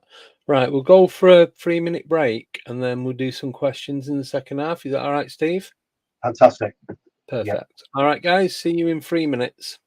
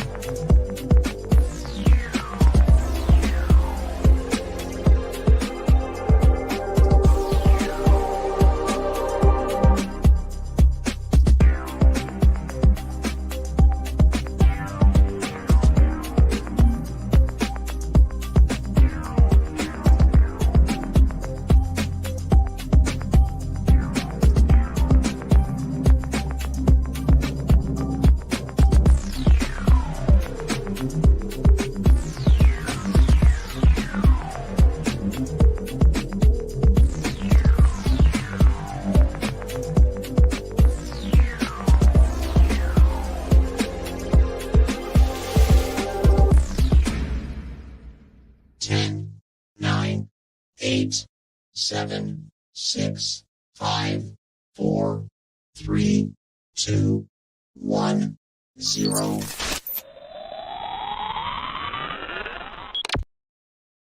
Hello, and we are back. Welcoming Steve Mera once again to the show. If you've missed the first half, then you need to watch it back because you missed some incredible stuff. Right, so we're going to crack on this bit with the questions. I'm just going to do them in running order. So the first one is from, sorry, 1 second, is from Baby with a Laser. And they're asking, what rode in style, Steve? So that's going back to the Ninja Dwarf. Can you disclose where it was? I can't, unfortunately. No. Not at the moment. It's for the video. I'm going to put it out in a video, guys. So don't worry about that. But it's coming. Yeah, and you know, it's just a normal road. You know, it's nothing special about it. But it's not much on it apart from a farm and a couple of houses. But she was adamant that actually happened. So that something came down and landed, and it was a mark. She remember saying that it was a good 60-foot circle pressed into the ground. So, and I was surprised at that, and I thought, well, surely they would have got rid of it, but I don't know. I can only go off what people tell me, but she was absolutely adamant. Lovely lady, very, you know, she wasn't senile or anything, but she was very coherent and telling me about this experience. She said she'll never forget it. I thought, all right, that's an odd one. That's an odd one. No, cheers for that. Next one is from Sober Carper, and he's asking, hi, Steve. Apart from your Banshee sighting, what is the strangest thing you have witnessed? Yeah, that Banshee sighting was a crazy thing. That Winter Hill as well. That Banshee sighting. Not in Ireland. Winter Hill. Whereabouts in Winter Hill? Well, going up towards Rivington Pike. Right. Actually coming down from it. You know, it's an old bump. Have you been up there, haven't you? Yeah, I used to go up there every Sunday. Right. So it's a bumpy drive. So I'm driving. We're driving down, myself and somebody else, and I saw a guy to the right who had just pulled over on the side, and he was he had a small white van, and he was under the bonnet doing something. So I don't know what he was doing. I drove this thing, clear as day, flew across, flying about 20 foot off the ground in front of us, and went zoom behind this stone wall near this guy, actually, just about 20 foot away from this guy. And I saw these white hands come up over the wall. Yeah. Pure, this white face, big black eyes, or just like hollowed eyes, mouth agape, black, crazy hair. But when it was a woman, and when she flew in, he had like his grey tatty dress on, which was wafting in the wind as it moved, and it moved faster than normal.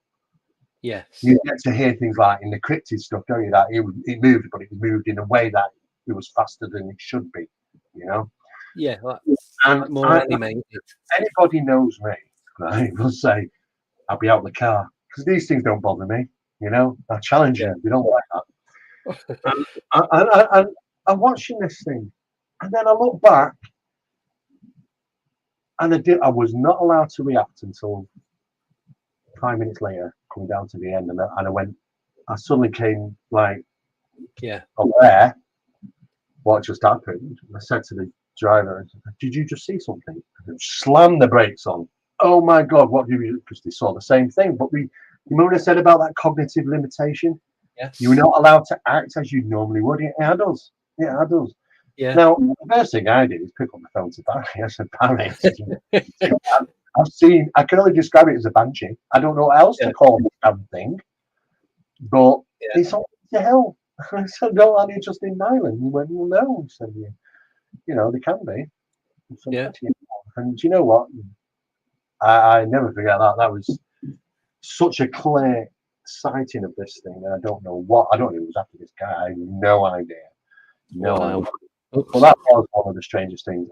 When I was, we were using, in Project Doorway, we utilize a number of satellites and orbits, geostation satellites, which monitor the Earth's magnetic field, geomagnetics, and positive, negative magnetic regions, as well as gravity anomalies. And it kept spiking up on this particular desert, maybe about 40 miles out of Palm Springs. Yeah. So myself and Barry went there in the US, went to Palm Springs, and we headed up into the mountains in the desert in the night. There was nothing but water, nothing, just black. And we had cameras up and everything, and we were looking around. We knew we were in the right place for phenomena. We knew it because it had all the telltale paranormal mechanic signs that this phenomena would be present there. There was nothing. So Barry said to me, Steve, do a test, put all the cameras away. As soon as I put them in the trunk, in the boot, as soon as I did, this thing appeared. Now, it must have already been there. It's the only thing. It's like a light bulb switching on. This didn't fly from anywhere, didn't traverse into that location. It was right in front of us. This thing was huge. It was huge, but it was, the colours on it were like Arca's welding lights, beautiful pink, blue, and whatever. And this Barry got his torch, he had his torch in his hand, and he flashed it 3 times, and this thing went boom, boom, boom, back. Did it again. Yeah. And we were transfixed. And I was trying, I'll be honest, it was actually Barry that brought me around a bit, because we were both glamoured. That's what you call glamouring. Yeah. Beautiful, look at me. So it's like a magician's hand. Look over here, not over here, Yeah. And Barry looked over at me, and we were looking at this thing, and he went, he said, Steve, I said, what? He said, it's time to go. I said, all right. I said, and he's like this. What's he doing? I looked around. There were 4 of these things on the ground. A bit of distance, child size, dark. We got out of there. We hot-tailed it out. No, I'm not telling you rubbish. This is how we got it out. It was a little bit, it was not nice. Didn't have a good feeling about it, and we got the hell out of there. And he was saying, he won't know us to come back. I'm not going back. I'm not going back. We didn't. So we picked the right location. This is with the early days of Project Doorway, confirming that we had the right information of locations where this phenomenon is taking place.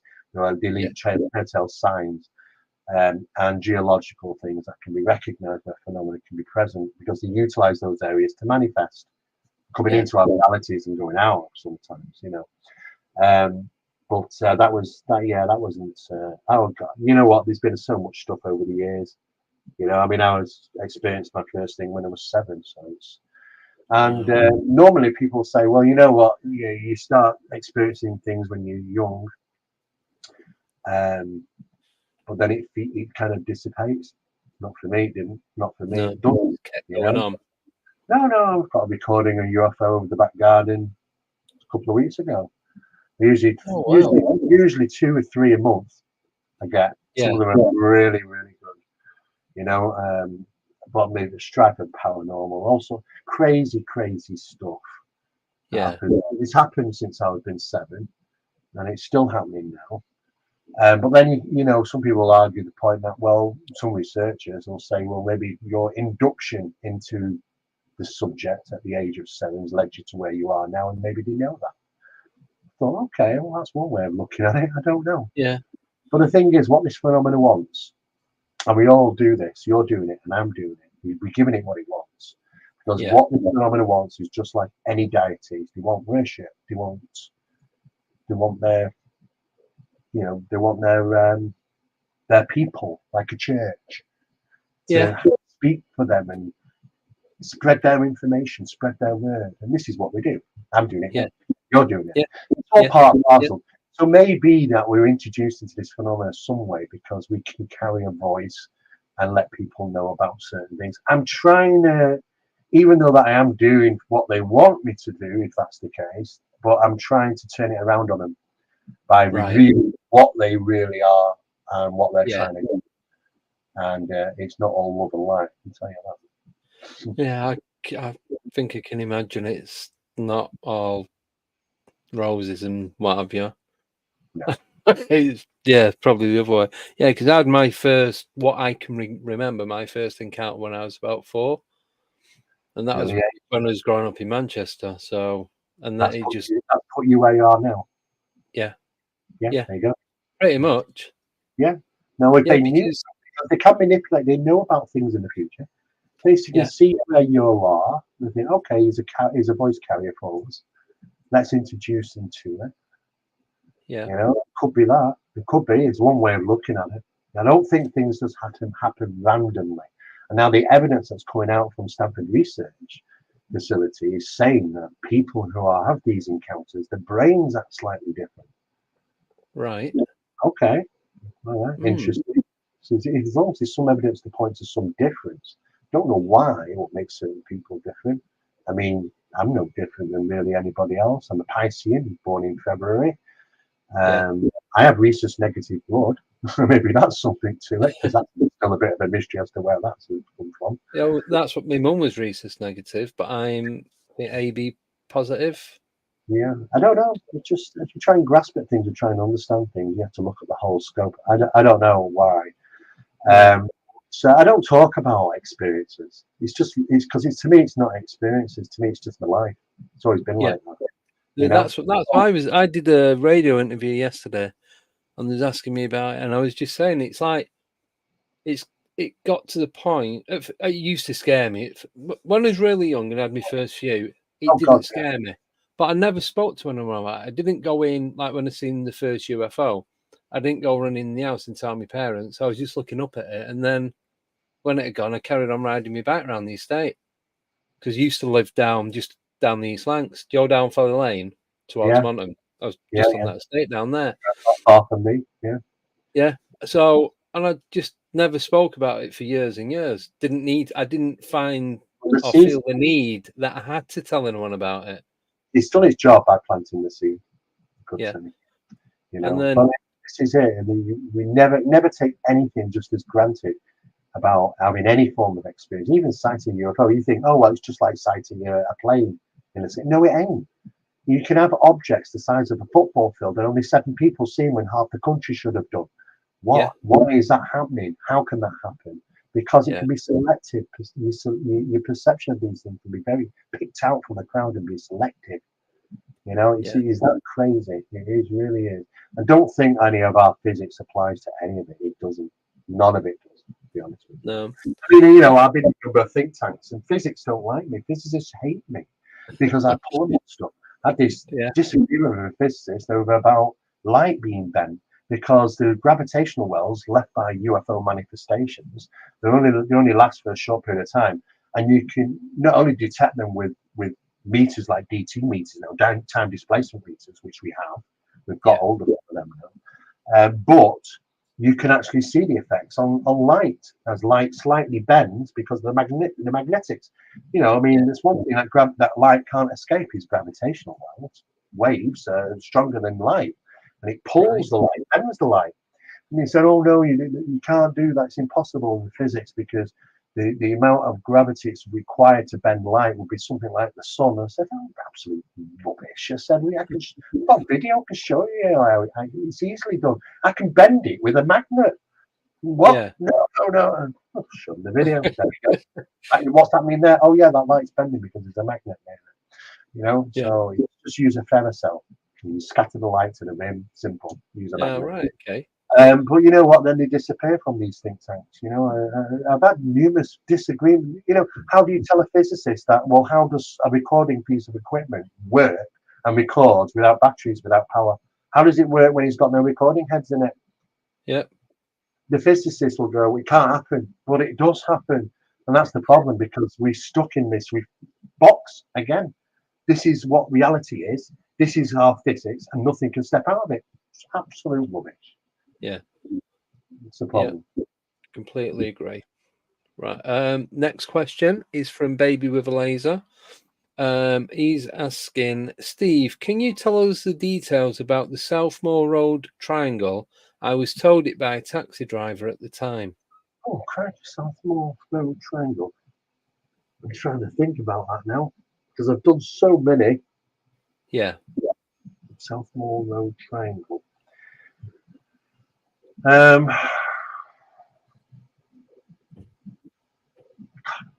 God, can't remember. No worries. I thought, you know what, hundreds, thousands of different things, you know. There has been incidents where triangles have been seen. Some of them have been small, even descended and landed onto the ground, onto a road outside houses. It might have been one of the case to that. Or seen over houses. I've done many of those sort of things. But then we also, when you refer to triangles, there could be areas like triangles, you know, like certain locations. Like 3 pinpoints. Yeah. These are Carrington Triangle, there's a Hemsky Triangle, there's a few different ones. I think she's probably referring to the UFOs scene. I've done so many of those things. I've even seen the triangle on myself, you know, flying over, no sound whatsoever. It's weird, actually. It's like, imagine standing by the side of the road and watching cars go by and you don't make a noise. We're getting to like that. It's electric cars and stuff, but it's certainly a bit weird. And an apex light of orange in each corner with one red one in the middle, a little bit larger, traversing across the sky right over near Manchester Airport. We must have seen it, surely. But yeah, I've seen one, only one. Been on. I've got a thing that's come up on my private chat here. Have you ever seen, and it's Nigel Wright, a researcher, as many know, he's done a number of very good books.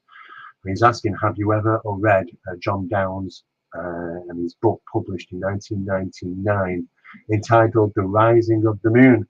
No, Nigel, I haven't actually. Rings a bell.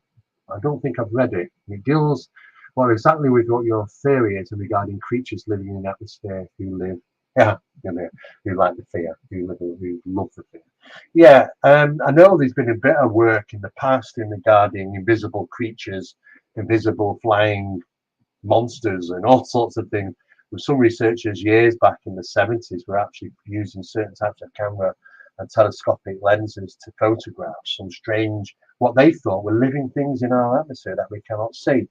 I agree that there probably are some living things. I mean, it's even debatable. There's some. I've got a very good piece of footage of a military base of Afghanistan.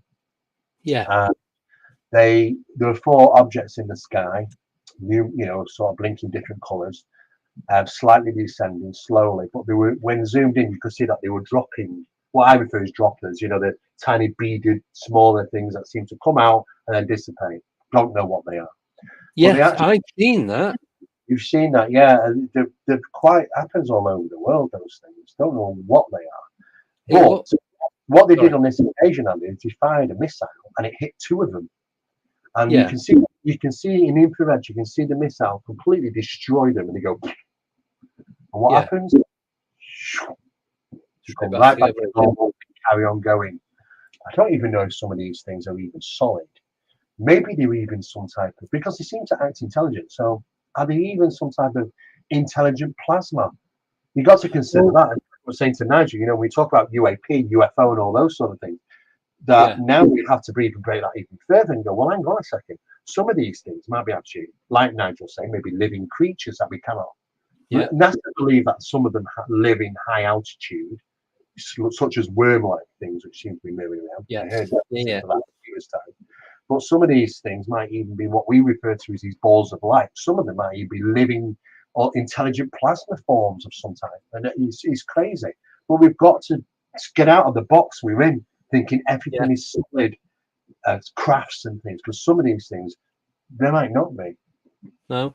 Well, I'll just tell you quickly. It was when I was living in Milton Keynes, and I was working for one of the companies I was working for. I was just coming off the M1 and just coming up to the Slip Road, and over to my right is Newport Pagnell. Oh yes, yeah. You got the feel. When I first moved down south, that's where I used to live. Yeah. So I know the area. So I'm looking at the fields, and there's just like a big plasma ball in the sky, and it's just dripping down smaller balls of plasma. Just one in rhythm. It wasn't like sporadic. It was like, and I'm like, and the traffic. There's loads of roadworks because he was doing it into a smart motorway. I'm like, is there nobody else seeing this? And literally, I'm hanging out the van having a look. I'm like, nobody else was witnessing, and this was only probably crazy. about 7 There's years ago. things I've seen, I think, they've got to be reporting it, because if anybody just seen what I've seen, they would go hell for leather on the phone to somebody, the press, the police, whatever. Nothing. I think to myself, am I being isolated to see this? Doesn't make any sense. Sometimes though, when I'm with somebody, and they go, "Are you seeing that?" I have to say, "You see that?" I don't know if I've just seen it. The confirmation.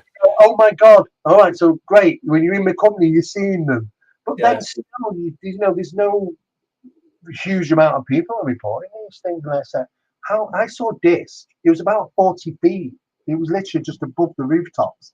A disc. Yeah. It was maybe about 40 feet in diameter, but it was flying slowly, not fast, slowly, and it was a perfect disc, and it was dark. It was like a battleship grey color, moving along, and then as like switching a light on, it went boom, and it became a disc of bright white light. And then it went off, and then on, and then off, and as it traversed slowly, it was going on and off. I thought, well, not only are you only flying over, but you're blinking this bright light as if to say, "Hey, look at me! You can't miss the thing," and yet somehow people missed it. And people are not looking. It doesn't make sense at times. But with that plasma one, it was like it was emitting its own light. It was on the inside, and even with it dripping out, it all stayed like the same consistency. Yeah. It seemed to fizzle out as if seemed but I couldn't, because of the tree line and that, I couldn't see where it was going. Yeah, because I had to go back to work, otherwise I'd have stayed on the motorway and gone find out where it's gone. Some of these objects, if these things are physical in nature, then they can't hold all that inside. It's just not enough. In our physics, you can't say, well, all of them are inside that thing, unless it's dispelling something or producing something. But it doesn't seem to stay long in our materialistic world. It seems to be there, and as it falls, they dissipate, and you can't see them. It's just like, what is going on? But we can sit there for hours producing these things. Yeah, but the main one, the big one, I suppose the mothership or whatever, wasn't losing size. It was staying the same. And these things that were dropping down must have been at least a third of the size of. Exactly. This is what I'm getting at. If the physical in nature can't hold them, it's like, I just thought I was seeing things at first. Take your physics and throw it out the window. I think we did that day when we were trying to climb out me, man. You've got to. That's the only thing you can do. But not far from where that was happening is either a few weeks before or a few weeks after. That's where I seen I didn't see him because I couldn't see him, but there's these things climbing up the tree. It was like 4 o'clock in the morning. I was doing the early shift, and you could see something running up the tree, like 3 or 4 of them. You could see the branches moving. There's no glimmer as such, but you could see there was something there, but completely invisible. Crazy thing. That was it within 1/4 of a mile of where this plasma ball thing was going on. I was just drawing the curtains one night in the bedroom, just drawing the curtains. I stopped. The tree opposite. I mean, it was only a very small road. It's like a very narrow road. It's only maybe about 15 foot. There's a big tree. Yeah. In that tree, right opposite my window, is a ball, a white ball about the size of a football, and it's moving around the branches. And then eventually it gets smaller and implodes and disappears. Oh my God. And I just went, you know what? I seen something very similar to that. I was driving from Northampton up to Stamford, past Rutland Water, near Oakham. And I was on the phone to the missus. It was early morning. She used to phone me in the morning when she was going to work. So I'd be chatting to her on the phone. And I seen, I thought it was a drone, but it was the shape of a car headlight. Say off an old Ford Cortina, it was that orange, like with the old bulbs with the valve in it, not the LED light. Yeah. So say it was that, and it was moving slow like that, and it was going through these trees, round the branches, up and down. And I'm Similar. like, and I thought, oh, it's a reflection off the quarter light on the van. Yeah. So I'm moving my head to see if it would reflect off anything. Nothing, I thought. But it was about this time of year. I thought, oh, I'm just going to put the window down and stick my head out. Stuck my head out, and it was still there. Definitely wasn't reflection. No. I'm like, oh my God. And as I'm getting to it, yeah. Well, I got level with the street. It was on like a little country lane, and it's just like a bank of trees. And as soon as I got level, gone. Couldn't see it. Swine. I know they do this. I mean, why is it in a tree? Why is it there at the time I'm going upstairs just to draw the curtains to see the damn thing? Right? Why would it even be there, right in the tree opposite my bedroom window, and just to go away, come back another day, and then just shut the curtains? You know. But I did see it in mode. It kind of went smaller and smaller, and then just disappeared. So actually, I didn't see that. I kind of got level, and it was like it had gone. And I thought it could be someone with a drone. So I'm looking in the fields. There's nobody about. It was only like 7 o'clock in the morning. Traffic was slow moving, so that's why I got a good look at it. And same again, is nobody else seeing this? Is it just me? No, I go into work regularly and say, hey guys, here's another one I've filmed. You know? Because normally I get to the point where I don't think, oh my God, I've got to go and get some camera quick or something. If I've got it handy, I'll take a photo. I'm not going to sit there going, what we're going to do. You know, I'm just going to say, okay, say bye, I'll take it. Because it happens that frequent. It's not like one in a lifetime, you know, because I'm always doing it. I'm always filming and photographing these things. Sometimes I even know when to do it. Sometimes I just sat watching a film and suddenly I think, I need to go out the back door and go out the back door and hey, no, there's one. In fact, sometimes I've left them in the sky and I've gone in because I got bored because I've just waited too long. You know what I'm saying? You're going to do something or go or what? Didn't do anything, just sat there. That's on a couple of days. But I always get the thing though with the not taking the photo. I could have my phone in my hand and I don't even consider taking a photograph of it. Well, that's with that. Sometimes sometimes you're cognitive. You really are limited in your cognition, the way you would normally act. Yeah. So you won't act normally under those conditions, especially, you know, certain people think, you know, well, of course, I might even have the camera in your hand, you know, and you just don't think, I've had it. Why did I take a photograph? You know, but don't beat yourself up about it because sometimes I just don't think that people are allowed to act normally under certain conditions. No, I've even had my phone up with the camera open and I've still not took a photo. I don't know, Steve. I've not got a clue. There you go. That's right. I couldn't tell you. It happens. But, it does. Right. Got a few more questions for you. And this is from Derek Savory. And he's asking, does Steve think that these cryptids, etc., can be a type of spirits? Well, to be honest with you, how do you define what spirit is? Let's go for this then, yeah? Because normally I kind of go around this, right? But no, I'm going to go right through it. Go on. Define a spirit, right? Well, what is a spirit first off? Well, it's the idealism of that we have an afterlife, that when we die, we pass and we can become spirit. Sometimes those spirits appear to us as ghostly manifestations, not an apparition, because the true reference to an apparition is anything but a human being. So a ghostly sighting or a ghostly manifestation, hence the belief in spirit. But, you know, that is not real evidence to say that it is a spirit. For a start, under parapsychological experiments, when people are being, say, you know, people go and see mediums and psychics and stuff, okay? And it's not their fault, because sometimes they are good, you know? Some of them are okay, some not too good, some. But they definitely, some of them definitely have something. But, you know, even them are being toyed with. You don't really know because they're giving information through the source. The source gives them the information. How do we know that? Well, we've been round, you know, doing these parapsychological experiments, and we got established good connection for quite some time because it has to be built up. And we've got to tick all their boxes, to be honest with you. But once we do that, then communications can be quite good to the point where we're able to ask questions and get responses. So we asked 10 questions. But the problem is that we delivered the answers before we even give the questions.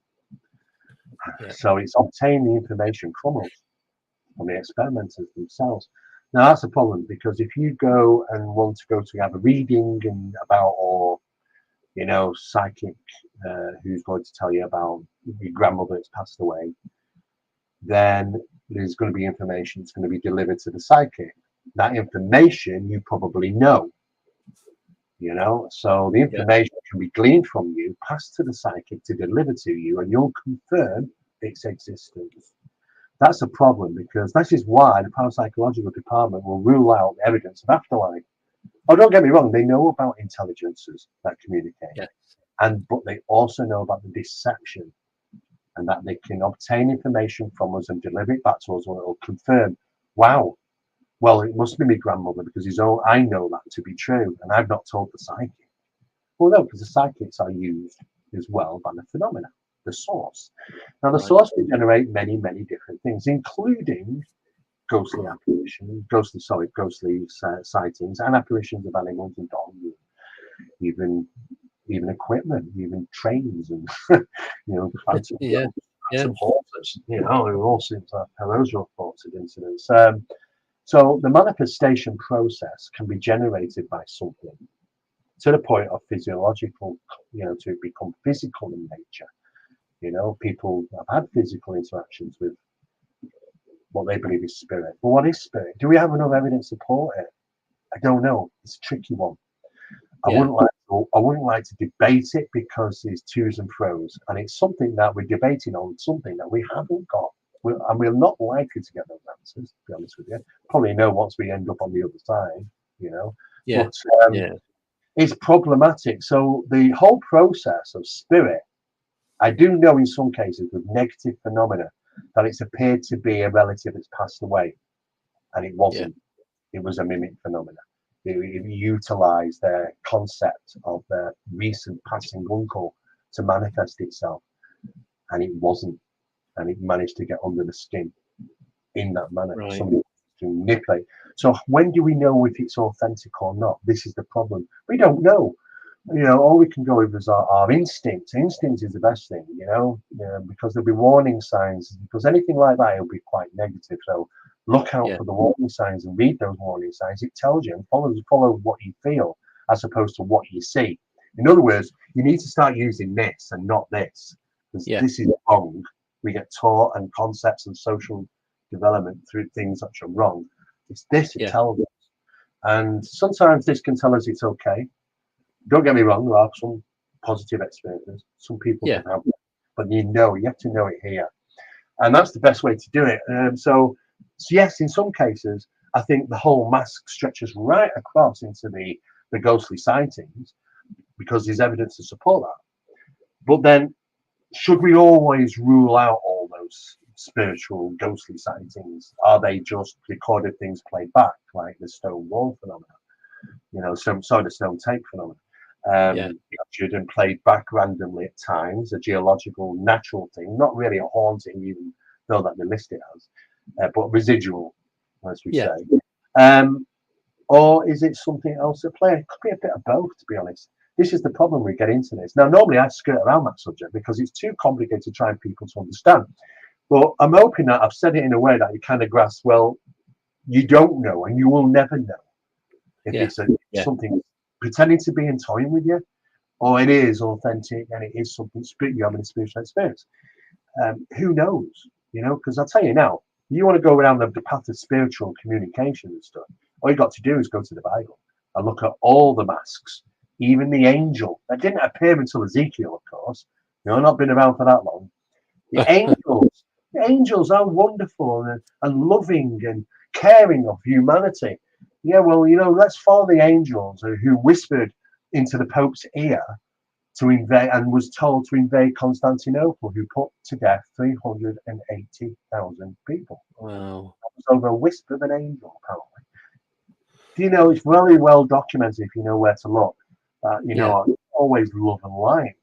But people will claim that they've had these experiences, but people can be manipulated. And what they can do is they can take your experience, they can do horrible things to you, and you won't remember it. But what they'll allow you to remember is all the nicey stuff. Then you'll go, oh, I'm a contactee, I'm having nicey experiences, and you'll contact a researcher. And a researcher, a well-known researcher in that field, might go, oh, that's fantastic, can I interview you? And what they do is they interview them. And what do? They put all their story into a book, and they sell it, and it goes out to hundreds of thousands of people. The story is passed on, it's doing there. It's the deception that is passed into all the minds that read it. This is the problem with this phenomenon. It's so deceptive. It can manipulate us. If we are believing things that happened and we can remember them, always consider there might be a reason why we remember them. Yeah. That's the problem. So it all ends up with a question mark. But the big thing is to just go with your own feeling, not thinking, you're feeling, because that is usually, rock solid compared to what your mind might tell you. Oh, yeah, definitely. Yeah. Cheers for that, Steve. Next question is from Sober Carper. He's asking again, hi, Steve. Have you ever investigated Cannock Chase? And if so, what were your findings? All right. So I investigated Cannock Chase several times regarding black-eyed kids. Never found one. Never saw one, never found one. Never found enough evidence even to support them, to be honest with you. Seems to be a lot of old wives' tales that seem to be circulating around. Though that I'm not going to dismiss that those incidents can take place, black-eyed children, but I didn't find enough evidence of it. What I did find enough evidence of is cryptid phenomena. I've interviewed enough people. I interviewed a couple of people. I travel in the car on the outskirts of Cannock, and one of these things went slowly right in front of them in the car. They were an absolute wreck, the pair of them. Wow. They were both in tears. They relived the moment when I interviewed them. I absolutely believe what they saw, they thought they saw. No, it might not be, because phenomena can manipulate, but I believe they believe it, and that's good enough for me. The psychological telltale signs of their experience, especially when people are reliving it, because they're looking at the imaginary environment and they're acting it out. So it's the telltale sign. Some years ago, I did a thing in regarding criminology, and it's about the deception, identification of deception teaching. And it's taught to people who interview people who are involved in crimes and stuff. Yeah. And there are many indicators to suggest that people are not telling the truth, but there are also many signs of authenticity. Well, they believe, even delusional people, they believe the delusion, so they're not lying, they believe it. So they believe it an experience, and those experiences might have been real for them, so therefore I can't rule it out that they've not had those experiences. I mean, this happens time and time again when criminologists, they call them in. They know this guy's done this crime, and they call him in. And I remember seeing it on TV that they were looking for this young girl who was disappeared, and the police were interviewing him. And I'm looking at him, and I'm thinking, I'm seeing the telltale signs of deception here. And I said, he's done something. He's up to something. He's done something wrong. He's not being truthful. And I left it about a week. And a week or so later, he was arrested, and we got him.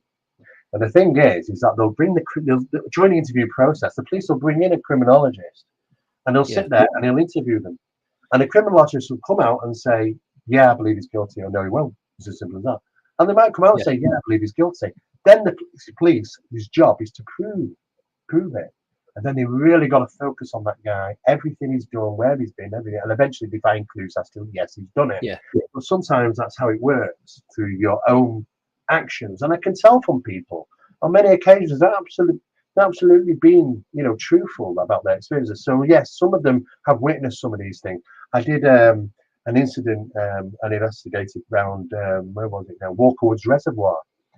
And there was a couple of night fishermen, which were poachers, shouldn't really be doing it, but that's why they went at night. But they were pursued by this thing. What's interesting is that they couldn't see it. It was bigger. We got to the point of being only about several feet away from them, rustling the bush, could hear it breathing. This thing was huge, apparently. It scared the living. They never went back, actually. And they really did say we're never going back. They didn't go back, it's true. They never went back because they were pursued by this thing. And they said it It was not a human. It was some type of very large animal. We could hear it growling, snarling. We could hear its footsteps. We could hear it breathing. And yet we could not see it. Wow. Again, this falls into this metaphysical side of things as well. Yeah. So I do believe there's evidence of that. There's evidence of many UFO sightings that have taken place. I mean, an investigator, an old friend of mine, Omar Fowler, did quite a number of investigations in UFOs in that area, including black triangles. So, it's another footprint or area of some strange. Don't get me wrong, there may be some paranormal things going on there. The only thing I didn't find enough evidence to support was the black-eyed children, to be honest. Yeah. No, we've been about 3 times over the last couple of months. We've had a couple of things happen recently, weren't you? Yeah, we was there on Saturday night. Okay, well, that's because I was there. I was there in September. Yeah. Well, we went. When I was filming with a big television show, big US one. It's going to be out in September. It's going to be out in summertime on Netflix. Yeah. And I can't say the name of the show, but it's a big American show. Oh, cool. We were at Planet Chase. They were there. We went in the summer, went down to Brockton. Yes. So we were around Brockton area first. Yeah. We had a couple of things happen. We can't be 100% of what it was and what happened. Second time we went, absolutely threw it down, and we couldn't even hear ourselves talking because the rain was that bad. And then me and Sober Car Park, we went back on Saturday. We got there.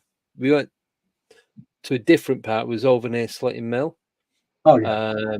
So it was that area. We had a couple of. We could hear people talking, and we knew it wasn't people from the pub or on the road and that, because we could see where we were set up. There's a path at the side, so you could work out the voices from different areas. This was like 3:30 in the morning, and you could hear two people having a conversation about 10-15 foot away. So say Sober was asleep, and I'd be sat there listening. I'd be like, right. So I'd wake him up, and the moment I wake him up, it'd stop. Yeah. And it kept doing it. It does to do it. I mean, I was recently in Ireland with Barry, and he took me to a place where there's a hum that comes from the mountain. Yes. We're up there, and I could hear the hum. Very low, I could hear the hum. But he did prep me before, because he said as soon as they start talking about it, it'll stop. Yeah. It's not geological. So we were up there, and he said, "Can you hear something?" I knew what he was on about because I could hear it. Yeah. I thought it was coming from a rocky ridgeline at the top. As soon as he mentioned, "Can you hear the hum?" Stopped. It's crazy. Wow. Yeah, it's weird. Well, yeah. Well, just tell you quickly. The second time when Simon Riley, he was with us, and we was just getting set up. It was just before it started raining, and he took a pumpkin because he was gonna do some filming, and he had a pumpkin with a light in it. So we walked down to this tree to get this pumpkin, and he said he could hear something running towards him. Couldn't see anything. There's no vibration on the ground, but the ground there is really soft anyway. Yeah, similar to what. And then he stood his ground, and it just stopped. If you stand your ground, I guarantee if you started running, it'd pursue. Yeah. Yeah, because that's what we like to do. Yeah, and he was about 20-25 foot away from where we was, and he said whatever it was ran about the same. And we was looking out to where he was, or I was anyway. Don't know if Sober was, and I didn't say anything. I didn't even hear anything. No, I mean, you know what, they do these things. Sometimes you can hear them, but then don't forget, people mix up real actions with sound, because they say you can hear something running.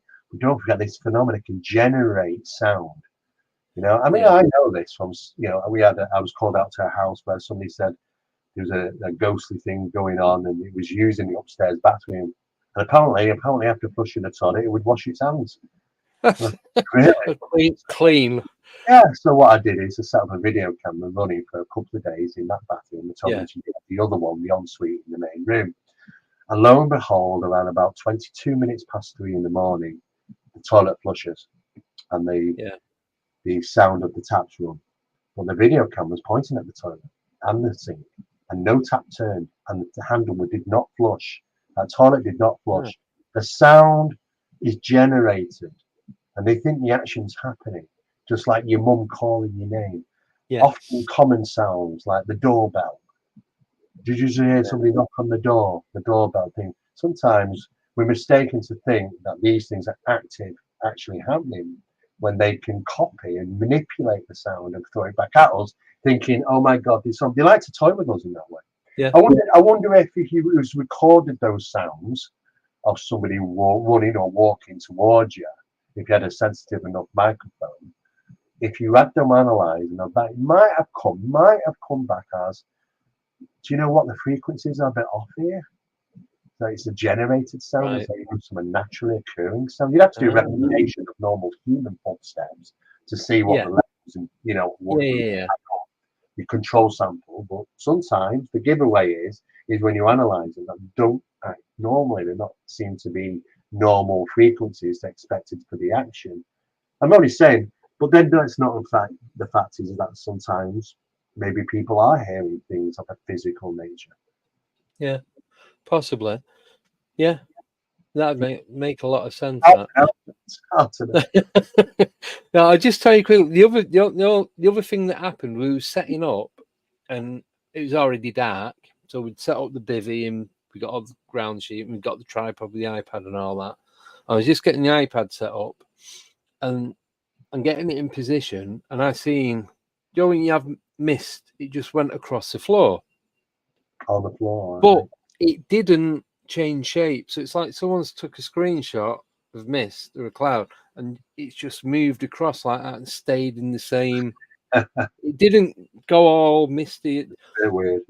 So I thought it was like, I tried recreating it with my breath, but it wasn't quite cold enough to do that. And then Sober turned around to me and went, "I'm glad you mentioned that, because I seen it as well. I was waiting for you to say something." But it was like a darkish grey colour, and I seen it move about 4 foot. It was probably about 2-3 inches off the ground, whereas we're stood up, so our breath's like 5-6 foot. Yeah. So we know it wasn't that because of where it was seen, but I didn't press record. I was getting it set up. It's always the same, isn't it? It does happen. It happens, But I'm sure that, what, those things do happen. People have reported many of those sort of things. Not just outside, but indoors as well. Yeah, it does happen. But I've got an old tape from my old camcorder from like back in the early 2000s, and we'd gone through Bolton, past Edgerton, up towards Blackburn, and we call it the Rock. I can't remember the exact location. It's just a rock on its own. I think it used to be part of some wheel or something. And we'd gone up there, and I was doing some filming, and you see a piece of mist. It just looks like a big ball of cotton wool or something just going across the screen like that. I've still got it. I just need to transfer it onto digital. Yeah, no, I've got a load of things on VHS. That's when I started. It was big VHS. Didn't even have high 8, small cassette. Yeah, well, that's what it was. It's a little cassette that you put in the big. That was a camera like this. Right. You had to roll this thing around. It weighed like the size. It was like the size of a Volkswagen Beetle. And weighed about the same. You would have to use that in all these little locations. It was a nightmare trying to walk up the stairs with these things. That was back in the day we were using them. But thank God it's later, But it's just like a cassette about so big, and it fits inside a normal VHS video, and then you can watch it on it's those high 8 ones. You could buy the adapter, which is a VHS size. Yeah, that's it. Yeah. Put it in. They had one of them. Yeah, it's one of them. Moved from the VHS to the high 8, and then onto even the smaller ones, which are only really small. Yeah. I keep looking on eBay and that, see if I can get one so I can watch it. Yeah, they're hard to get hold of now. They are. I knew we should have kept it. The equipment, people still realise how spoiled they are for equipment now compared to years ago. In '83, when I started, my first investigation was '83. Yeah. Tape recorder, was big tape recorder, a pen, a pad, a compass, you know, and a big video recorder. Yeah. You know, big, one of those 1110 cameras with those thin little Oh, cones. with the Oh, arm that bogs down. To start with, and I thought I was okay at the time. Yeah, I've got some good stuff. Look at us now, what we've got. I know, fit it all in one pocket now, can't you? I know. Man. Right, still got a couple more questions. Is that all right? Yeah, sure. So I'm going to apologise now because we're not going to be able to get all the questions in, but I'll do as many as I can. So this one's from Chris Evers, and he's saying, question for Steve: are older cases such as the sightings made in North Yorkshire by monks in the 1100s or 1200s real evidence that UFOs have been seen and have been active globally for millennia? Great to see you both tonight. Yeah, thanks, Chris. Yeah, there's plenty of evidence. You don't have to just look in the UK, all over the world. The phenomena predates documented history. It really does. I mean, we've got it back to 700 BC. Yeah. You know, it just goes to a point where nobody would write it down anymore. You know, went through a phase of religious connotation that everything was linked to God, of course. And the phenomena manipulated that for sure. But yes, the phenomena, as I see it, and found out through the evidence, predates the historical, the ancient. It goes back. It might actually even predate us. We might be the new kids on the block. This phenomenon. Yeah. This is what I mean. This is not a new thing. It's just come to Earth. It's always been here. You know, it's just how we describe those incidents over the years and how they've changed with theories and beliefs, of course. But as you scrape all that away, you're left with the core phenomena taking place, which is no different than the current phenomena taking place. You know, just wrapped up in a different deliverance of a mass or something. You know, moves with the times. You know, but good question. Yeah. Good question. Next one, get them in. Next one's for me. I'll just answer it quickly. From Kazzy Barclay. Have you ever spent any time in Clapham Woods? I've been there, real bad energy. I've not. I know a few people that have been and they've had really bad encounters, so it kind of like makes me not want to go. Have you been there, Steve? I have. Yeah. Yeah. Yeah, it's a little off. I can say, yeah, you know, when you take that tangy tasty, it's a little off. Yeah. Keeps you on edge, that place, though.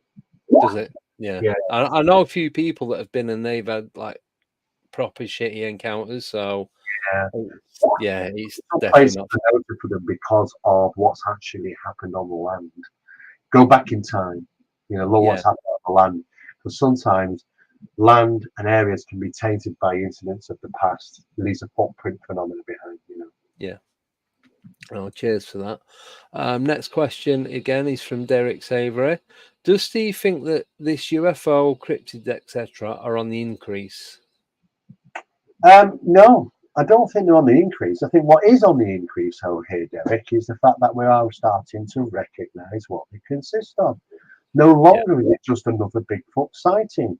You know, we really are starting to pull these together and document them better, because this has been going on for thousands of years.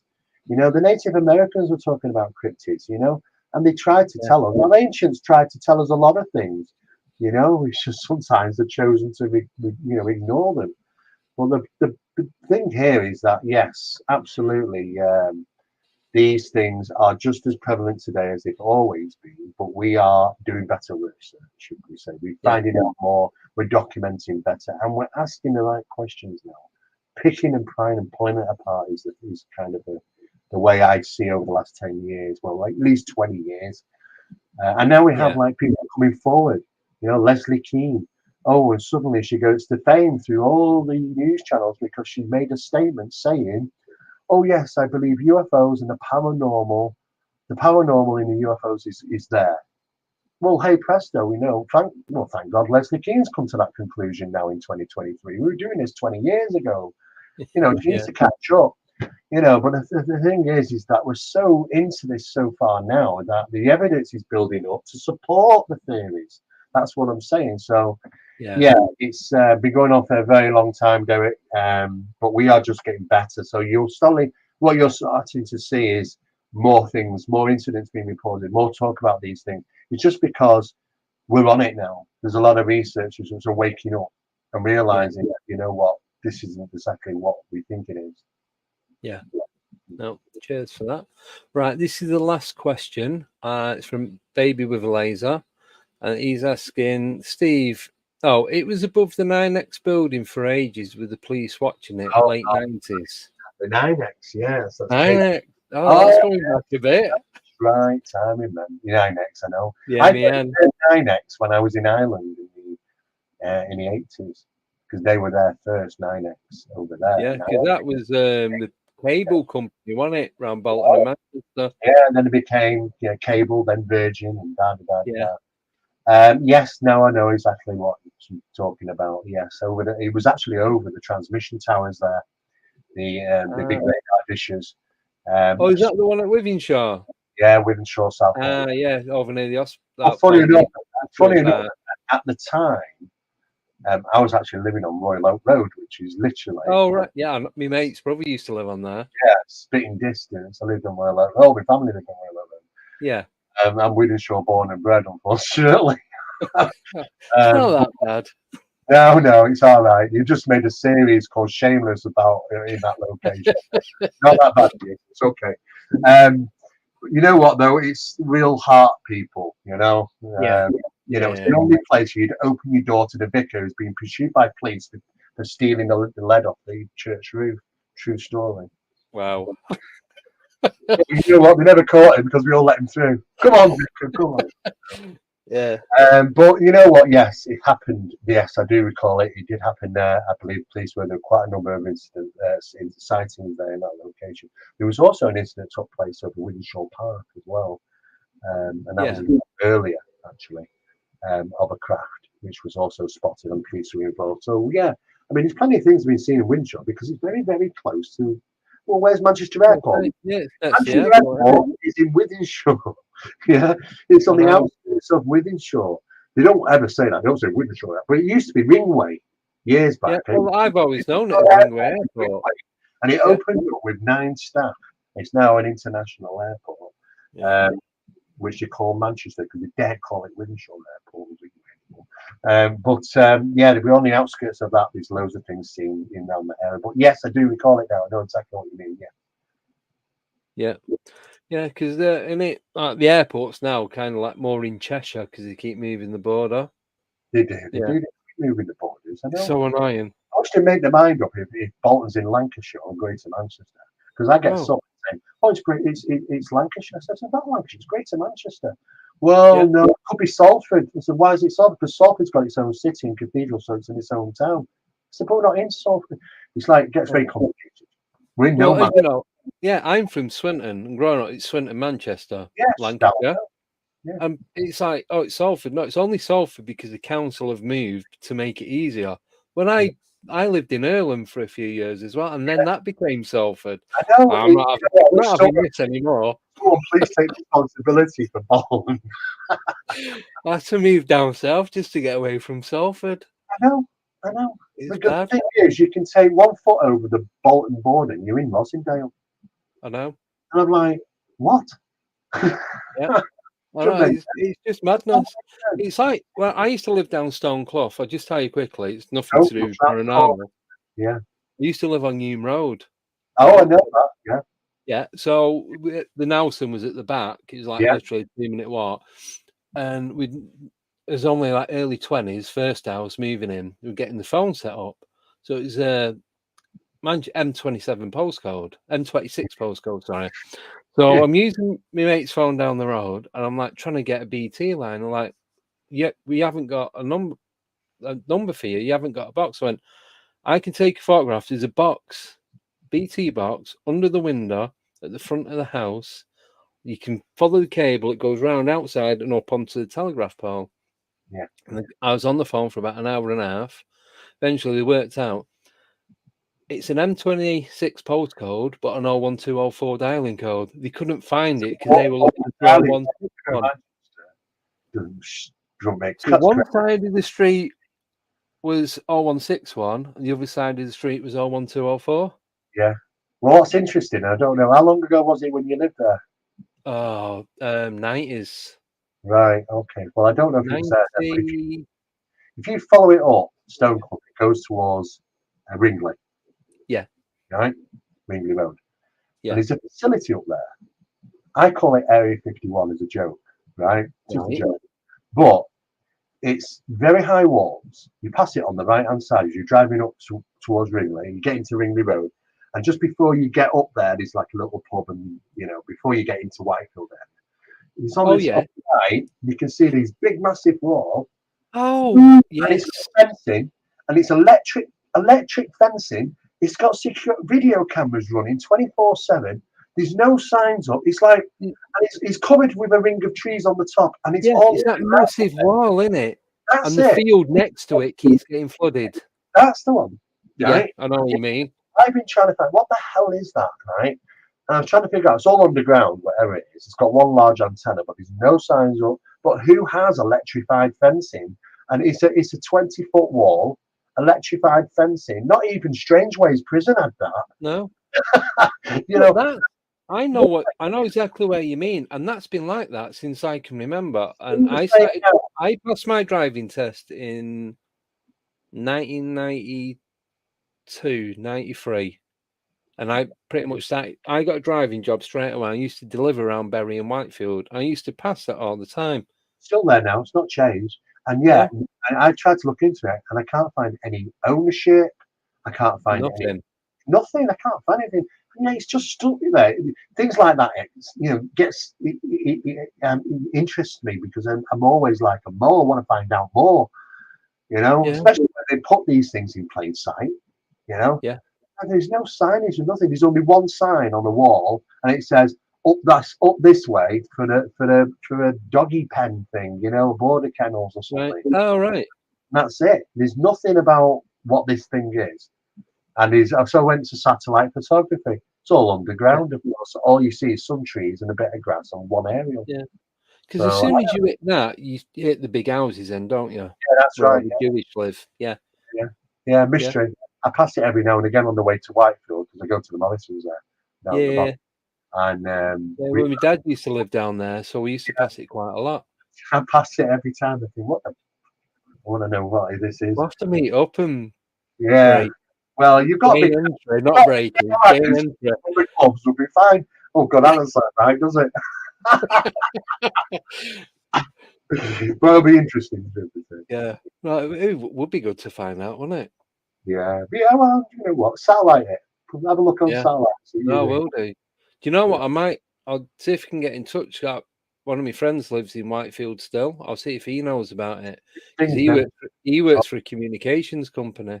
Yeah, so I talked to a few people who've been round there for years, and they said, I don't know. So what do you mean you don't know? You've lived here for 40 years, you don't know.